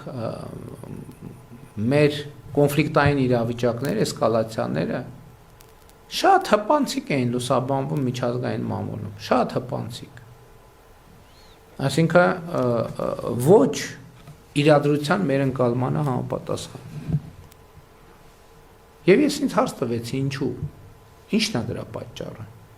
Դրա պատճառն է նա, որ մեր երկրի անվտանգության խաթարումը աշխարհում ոչ մեկի կյանքում ոչ մի բան չի փոխում։ Գիտեք ինչու։ Որովհետև աշխարհում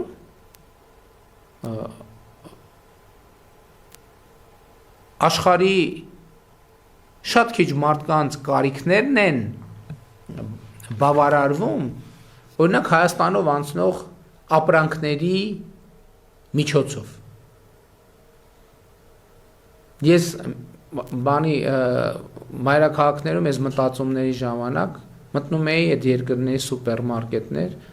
ասում եմ ուզում եմ գտնեմ այստեղ ապրանք, որը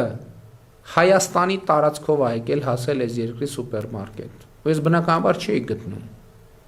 այդպիսի ապրանքներ։ Հիմա հարց կարածակ, ինչ կապ ունի սուպերմարկետի ապրանքը իմ ասածի կամ Հայաստանի անվտանգության հետ։ Իսկ կապը հետևյալն է, երբ որ Հայաստանով ապրանք անցնում եւ հասնում այդ սուպերմարկետ, եւ երբ որ հանկարծ ինչ-որ բան է տեղի ունենում եւ այդ սուպերմարկետում այդ ապրանքը պակասում է, այդ երկրի քաղաքացին սկսում է դժգոհել իր երկրի իշխանությունից։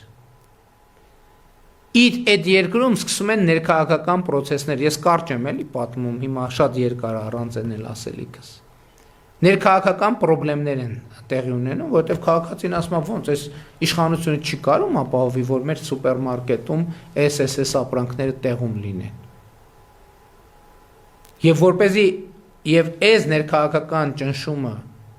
ստիպում է այդ երկրների, իմ խոշոր երկրների մասին է խոսքը, ղեկավարներին հոգ տանել այդ հաղորդակցության ուղիների անվտանգության համար, որպեսզի իրանք ներսում խնդիրներ չունենան։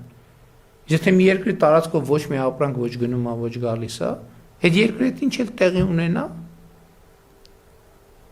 որևէ մեկը դա չի նկատելու։ Եվ սա ֆունդամենտալ խնդիր է, որը մենք հաշվի չենք առել որպես անվտանգության ապահովման գործոն։ Նույնն էլ ապրանքների միլիարդների ապրանքաշրջանառություն է տեղի ունենում եւ տրիլիոնների եւ բազմաթիվ երկրներ տրիլիոններ եւ միլիարդներ են աշխատում այդ ապրանքաշրջանառության արդյունքում։ Ու նրանք բոլորը մտահոգված են, որ այդ ապրանքաշրջանառության ճանապարհները գործեն անվտանգ եւ ապահով, որովհետեւ եթե այդպես չլինի, իրենք միլիարդներից կզրկվեն։ Եվ պլյուս ներքաղաքական խնդիրներ կունենան։ Եվ հետեւաբար սա է անվտանգության ապահովման կարևորագույն գործիքներից մեկը, եւ այդ թվում տրիպ նախագիծը նրա մասին է, որ Հայաստանով սկսեն հոսել գլոբալ նշանակություն ունեցող ապրանքներ, որ կոպիտ ասած լինեն շատ ազդեցիկ կենտրոններ, որոնք շատ կներեք տենց մի քիչ կենցաղային լեզվով ասում, որ դողան Հայաստանի անվտանգության վրա, ասեն հանկարծ այնտեղ մի բան չլինի, Հայաստանի եւ տարածաշրջանի, այնտեղ մի բան չլինի, որովհետեւ մեր մատակարարումների շղթաները կընդհատվեն։ Եվ սա է անվտանգության ապահովման հաջորդ կարևորագույն գործոնը, որը մենք անվանում ենք փոխկապվածություն։ Բայց սա էլ բավարար չի։ Հիշեցնեմ, մենք բանակից առաջ արդեն լեգիտիմություն, փոխկապվածություն գործոնները դրեցինք։ Այսինքն մեր բանակի հոգսը թեթևացրեցինք այդքանով։ Բայց կա նաև ուրիշ գործոն։ Դա երկարաժամկետ կանխատեսելիությունն է, որը արտաքին անվտանգության ապահովման հաջորդ կարևոր գործիքն է։ Կարճաժամկետ, միջնաժամկետ եւ երկարաժամկետ հեռանկարում այլ երկրները Հայաստանի Հանրապետությունը ավելի ու ավելի պակաս պետք է ընկալեն որպես սպառնալիք եւ խաղաղության օրակարգին նվիրվածությունն այլ երկրների համար պետք է դառնա Հայաստանի Հանրապետության երկարաժամկետ եւ ռազմավարական ընկալում։ այս խնդրի լուծման համար էական են ոչ միայն հռչակված քաղաքականությունները, այլև սոցիալ հոգեբանական, կրթական, մշակութային, հանրային քաղաքական ոլորտների բովանդակությունն ու խոսույթները, պատմության եւ ապագայի հստակ սահմանազատումը եւ օրվա իրականության գործնական կապակցումը ոչ այնքան անցյալի, որքան ապագայի հետ կենսական են Հայաստանի Հանրապետության հարատևությունը ապահովելու տեսակետից։ Նաեւ այս նպատակին է ծառայում ապագան այսօր է բանաձևը։ Հիմա հարգելի սիրելի հայրենակիցներ, ինչի մասին էր այս գրվածը, որպես շատ պարզ ներկայացնեմ։ Մենք պետք է լինենք երկարաժամկետ առումով կանխատեսելի բոլորի եւ աշխարհի համար։ Եվ հիմա տեսեք, երբ որ մենք խաղաղության գործընթացը հաստատում էինք, կային մարդիկ, ովքեր ասում էին, հա, դե մենք բան ենք, չէ, մենք խաղաղություն ենք հիմա դե էտա մեզ ձեռ տալիս, հետ ենք անում, դե հետո հիմա խաղաղություն կհաստատենք, հետո դե երբ որ արդեն կուժեղանանք բավարար չափով եւ այլն, հասկացաք։ Բայց այս էր պատճառը, որ ես հանրային ռադիոյում հիշում եք, եթե հիշում եք, երբ որ հարցազրույց տվեցի, որը մեծ աղմուկ բարձրացրեց, ես ասացի, որ չի լինի ժողովուրդ ջան սենց։ Եթե, որովհետև բոլոր երկրներն էլ ունեն վերլուծական կենտրոններ, հատուկ ծառայություններ եւ այլն, որոնք խոշորացույցով մեզ հետևում են, ոչ միայն իշխանության, այլև ընդդիմության, բոլորի բառերին եւ բառապաշարին։ Հələ մի հատ եկեք պատկերացրեք մեր պլանն են, հա, որ հիմա մենք խաղաղություն հաստատենք, ճանապարհները բացենք, տնտեսությունը զարգացնենք, բան անենք, հետո միլիարդներ աշխատենք, հետո պատկերավոր ասած գնանք ծովից ծով Հայաստանը վերականգնենք, մեր անկալման։ Կներեք, մեզ ով կթողի, մենք զարգանանք։ Այսինքն մենք այդքան խելոք ենք, ուրիշները այդքան խելք չունեն։ Եվ էսա պատճառը, որ ես ասում եմ խաղաղության եռագլուխ կուսակցության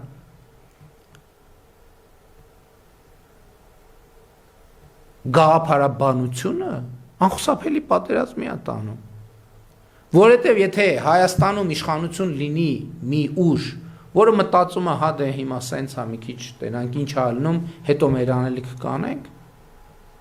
Հայաստանի Հանրապետությունը շանս չունի։ Ես չեմ ասում, պատերազմ կլինի։ Ես ասում եմ, մենք մեր պետականությունը կկորցնենք։ Որն է այլընտրանք։ Այլընտրանքը այն ինչ որ մենք հիմա անում ենք։ Եվ լուծումն են այն ինչ որ մենք հիմա անում ենք։ Մենք իրական Հայաստանի գաղափարախոսությունը դրա համար ենք ստեղծել, ասելով, որ հայրենիքը պետությունը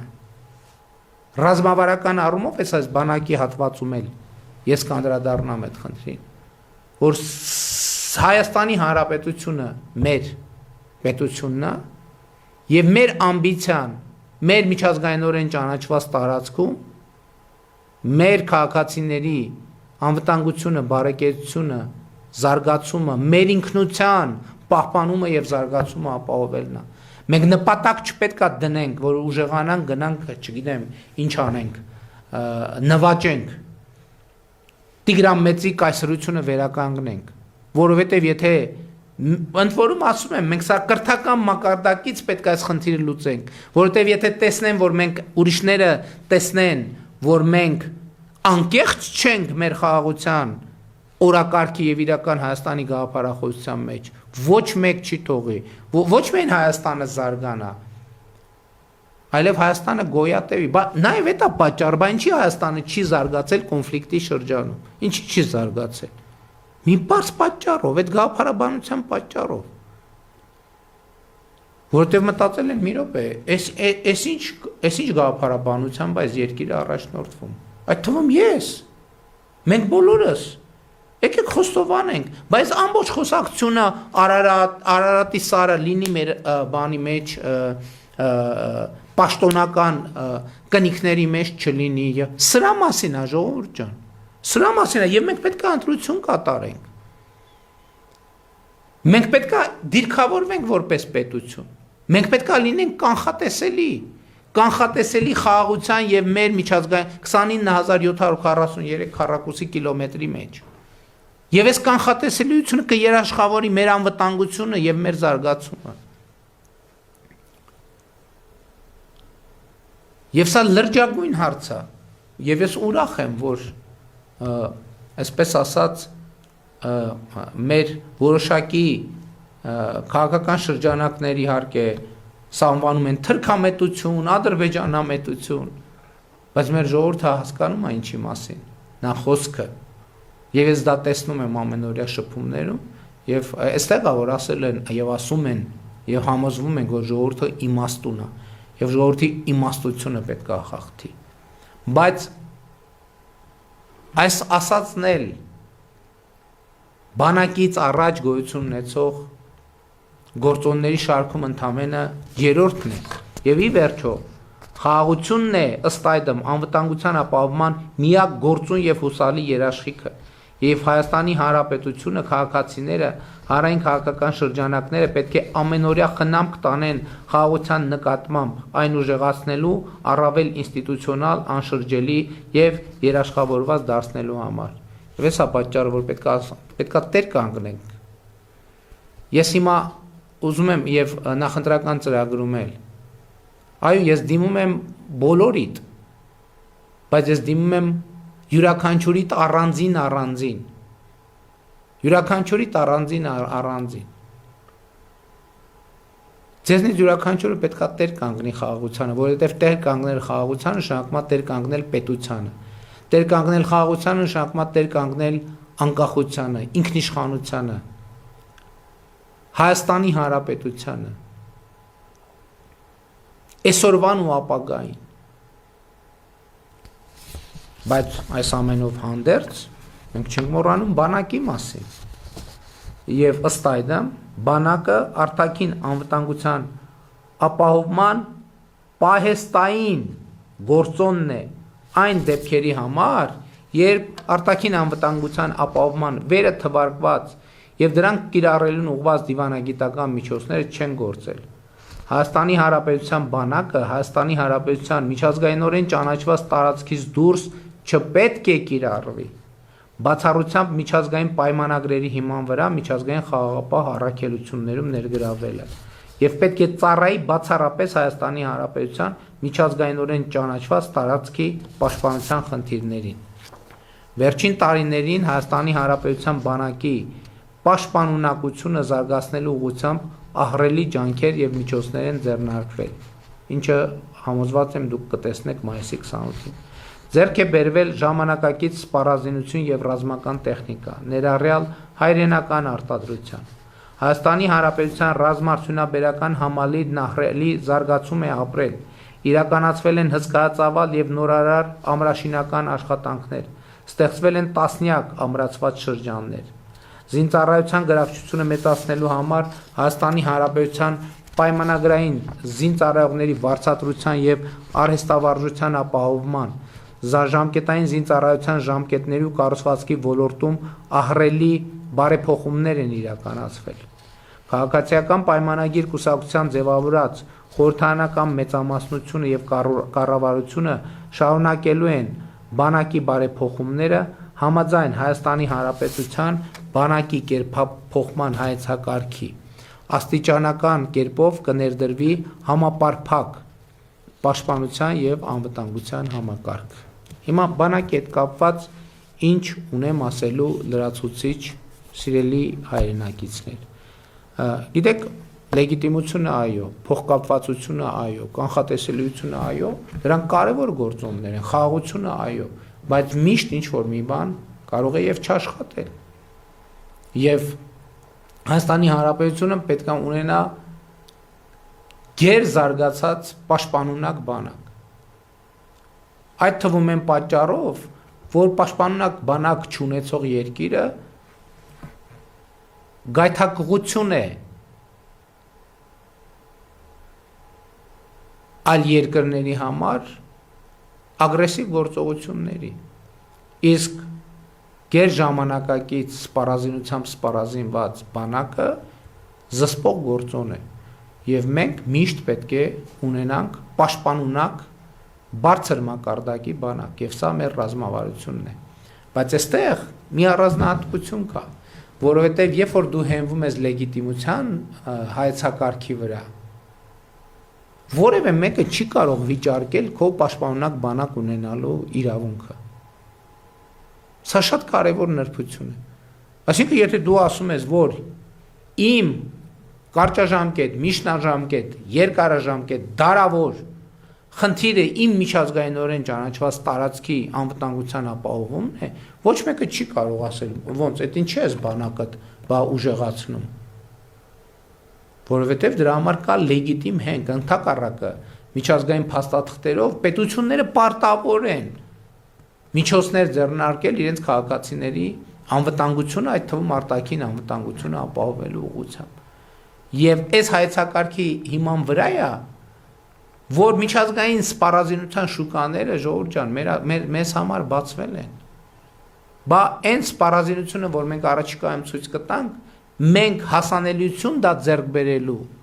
ոչ թե փողի խնդիրն է եղել, փողի խնդիրը դե փողի խնդիր է, որը լուծելի խնդիր է, այլ մեզ չեն վաճառել այդ զենքերը։ Ինչի պատճառով։ Ղարաբաղյան կոնֆլիկտի պատճառով, որովհետև ասել են, որ մենք չունենք վստահություն եւ ընդհակառակը մենք չունենք վստահություն, որ Հայաստանի Հանրապետությունը այդ ձեռքերը չի կիրառի իր միջազգայինորեն ճանաչված տարածքից դուրս խնդիրների լուծման համար եւ ընդհակառակը որոշակի համոզվածություն ունենք, որ այդպիսի նշանակությամբ կկիրառվի։ Դրա պատճառով մենք չենք վաճառում ամենայն հարգանքով։ Հա ինչ որ սիմվոլիկ փուճուր-մուճուր բաներ, բայց մեծ հաշվով էսա տեղի ունեցել։ Եվ եթե հիշում եք, նաև շատ սուր խոսույթ կար, երբ որ Հայաստանի Հանրապետությունը բանակի զարգացման ուղղությամբ կոնկրետ քայլեր է ձեռնարկում։ Բայց երբ որ մենք հստակ արձանագրեցինք, որ մեր բանակի զարգացման միակ նպատակը մեր միջազգայինորեն ճանաչված տարածքի պաշտպանությունն է, այդ խոսակցությունները դադարեցին, լարվածությունը դադարեց։ Եվ մենք այսօր նաև զորահանդես ենք անելու Հանրապետության հրապարակում, վստահ լինելով, որ դա տարածաշրջանային լարվածություն չի առաջացնելու, որովհետև եւ մեր միջավայրը եւ մեր տարածաշրջանի երկրները եւ միջազգային հանրությունը ընդունում են, որ դա մեր լեգիտիմ իրավունքն է, բանակ ունենալ, զարգացնել բանակը, այնքան զարգացնել, որ անվտանգության ապահովման նախորդ թվարկած երաշխիքները, եթե հանկարծ չաշխատեն, մենք վստահ լինենք, որ ունենք բավարար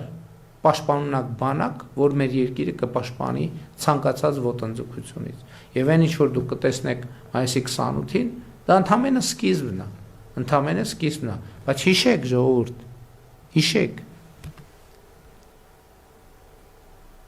Մենք մեր միջազգայինորեն ճանաչված տարածքից դուրս նպատակ չունենք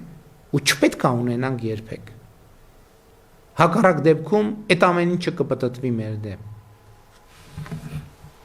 Իհարկե անվտանգության ապահովման ոլորտում մեր նախընտրական ծրագիրը անդրադարձել է, ես հասկանում եմ, որ այսօր երևի չկարողանում ավարտել, վաղ կշարունակենք կամ գուցե նաև որովհետև աշխատանքային գրաֆիկում միջոցառումներ կան նախատեսված, որը չենք կարող հետաձգել։ Մենք անդրադառնում ենք նաև անվտանգության այլ կոմպոնենտներին, մասնավորապես պարենային անվտանգություն։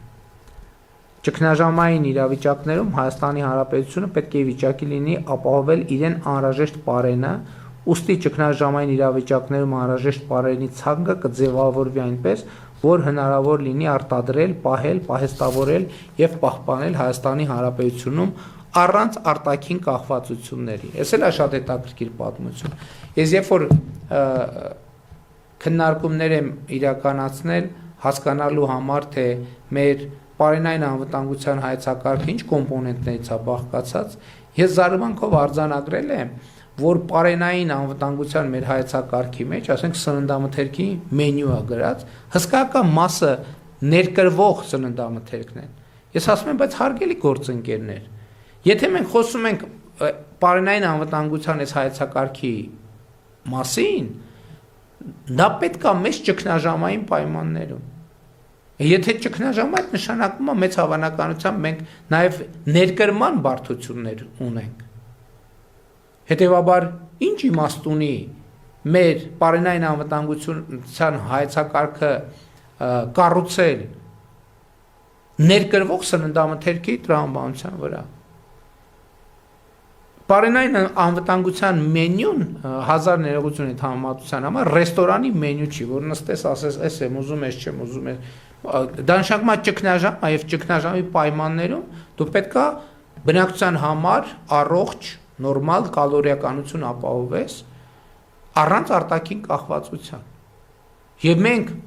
սկսել ենք եւ ամբողջ հայեցակարգը փոխում ենք այս տրամաբանության մեջ,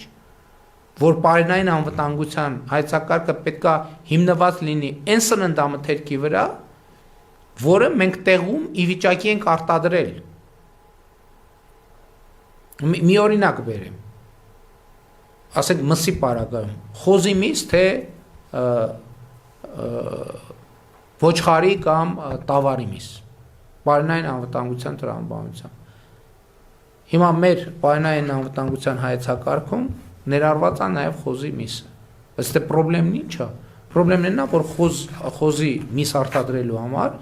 մենք առայժմ չունենք կերի բավարար արտադրություն։ Այսինքն եթե մենք ճգնաժամի պայմաններում չենք կարողանալու կեր ներկրենք, ինչի ենք հայեցակարգում խոզի միսը գրում, կամ գրում այնքան շատ, որը կարա ճգնաժամ առաջացնի։ Իսկ օրինակ ոչխարի միս արտադրելու համար մենք ոչ մի բան ներկրելու կարիք չունենք, պետք է ուղղակի արտադրենք, որովհետև միլիոն եւ ավել հեկտարներով արոտավայրեր ունենք, որտեղ կարող ենք բան անել։ Երկրորդը գլխականակը զարգացնել, նույնը վերաբերվում է խոշոր եղջերավոր անասունին։ Հաջորդը, եթե ճգնաժամ այնպիսի ճգնաժամ է, մենք պետք է շեշտը դնենք այնպիսի պայմանների վրա, որ այդ ճգնաժամը կարող է նաև էլեկտրաէներգիայի եւ այլն հետ կապված խնդիր ծագի։ Եվ մենք պետք է կենթանի վիճակում պահենք այդ պոտենցիալ սննդամթերքը, որովհետև օրինակ որոշակի իրավիճակներում փչանալու եւ այլնի խնդիր չլինի, չնայած հիմա երբ որ արևային էլեկտրաէներգիան զարգանում է, այս խնդիրն էլ է։ Դրա համար եմ ասում, նաեւ մեր ռազմավարությունները պետք է իրադրության փոփոխության հետ փոխվեն։ Էլի եմ ասում, խոսքը պարենային անվտանգության հայեցակարգի մասին է, որը երկրները ունենում են այն դեպքերի համար, եթե ինչ որ ճգնաժամ, սուր խորը ճգնաժամ կա, եւ մենք այս վերանայում ենք եւ վերանայում ավարտելու ենք այն տրամաբանությամբ, որ այստեղ մեզ պետք կլինի միայն այնպիսի արտադրատեսակներ, որոնք արտադրում են սննդամթերք, որոնք Հայաստանում արտադրելու հնարավորություն կա։ Հաջորդը էներգետիկ անվտանգություն։ Վերականգնվող էներգետիկայի զարգացումը Հայաստանի Հանրապետության համար ստեղծել է էներգետիկ անվտանգության մակարդակը բարձրացնելու եւ ի վերջո էներգետիկ ինքնաբավ երկիր դառնալու բացառիկ հնարավորություն։ Քաղաքացիական պայմանագիր կուսակցության ձևավորած կառավարությունը եւ խորհրդանական մեծամասնությունը գնալու են այս ճանապարհով։ Արևի, քամու էներգետիկայի, կենսագազի, կանաչ ջրածնի արտադրության տեխնոլոգիաների զարգացումը, ինչպես նաև կուտակիչ կայանների զարգացումը կլինեն առաջնահերթություն, կշարունակվեն նաև նոր ատոմակայանի ստեղծման ուղղված աշխատանքները։ Կարծում եմ, այստեղ շատ լրացուցիչ մեկնաբանություն չունեմ։ Ուրեմն հաջորդ գլուխը, որը շատ կարևոր գլուխ է, կոչվում է ներքին անվտանգություն։ Մենք խոսեցինք արտաքին անվտանգության ապահովման մասին, բայց հաջորդ գլուխը ներքին անվտանգության ապահովման մասին է, բայց ես երևի թե ավելի ճիշտ կլինի, քանի որ ծավալուն է ներքին անվտանգության հատվածը, ճիշտ կլինի այսօրվա ներկայացումը այս պահին ընդհատեմ, որովհետև մենք արդեն շուրջ 2 ժամ եթերում ենք, մոտ 2 ժամ, դեռ 2 ժամը չի լրացել, բայց եթերում ենք, բայց նաև աշխատանքային այլ գրաֆիկ միջոցառումներ գոյություն ուներ, սիրելի քաղաքացիներ, սիրելի ժողովուրդ, շնորհակալ եմ, որ այս ընթացքում հետևում եք, բայց ես վաղը նույն ժամին կշարունակեմ, նույն մի քիչ պլյուս մինուս ժամերը, կշարունակեմ քաղաքացիական պայմանագիր կուսակցության նախընտրական ծրագրի ներկայացումը, որպեսզի դուք առավել ամբողջական պատկերացում ունենաք, իհարկե դեռ առաջիկայում նախընտրական քարոզարշավն է եւ անընդհատ խոսելու ենք այս թեմաներով, բայց մեկ ամբողջական այսպիսի ներկայացումը կարծում եմ շատ էական եւ կարեւոր է եւ ելի ուզում եմ ասել, որ այս պահին ես ընդհատում եմ, մենք քննարկեցինք եւ հասանք ներքին անվտանգություն բաժնին եւ վաղը ես մեր զրույցը կշարունակեմ ներքին անվտանգության բաժնի ներկայացումով։ Շնորհակալություն, այսօր այսքանը, սիրում եմ բոլորիդ եւ լավ օր եմ մաղթում։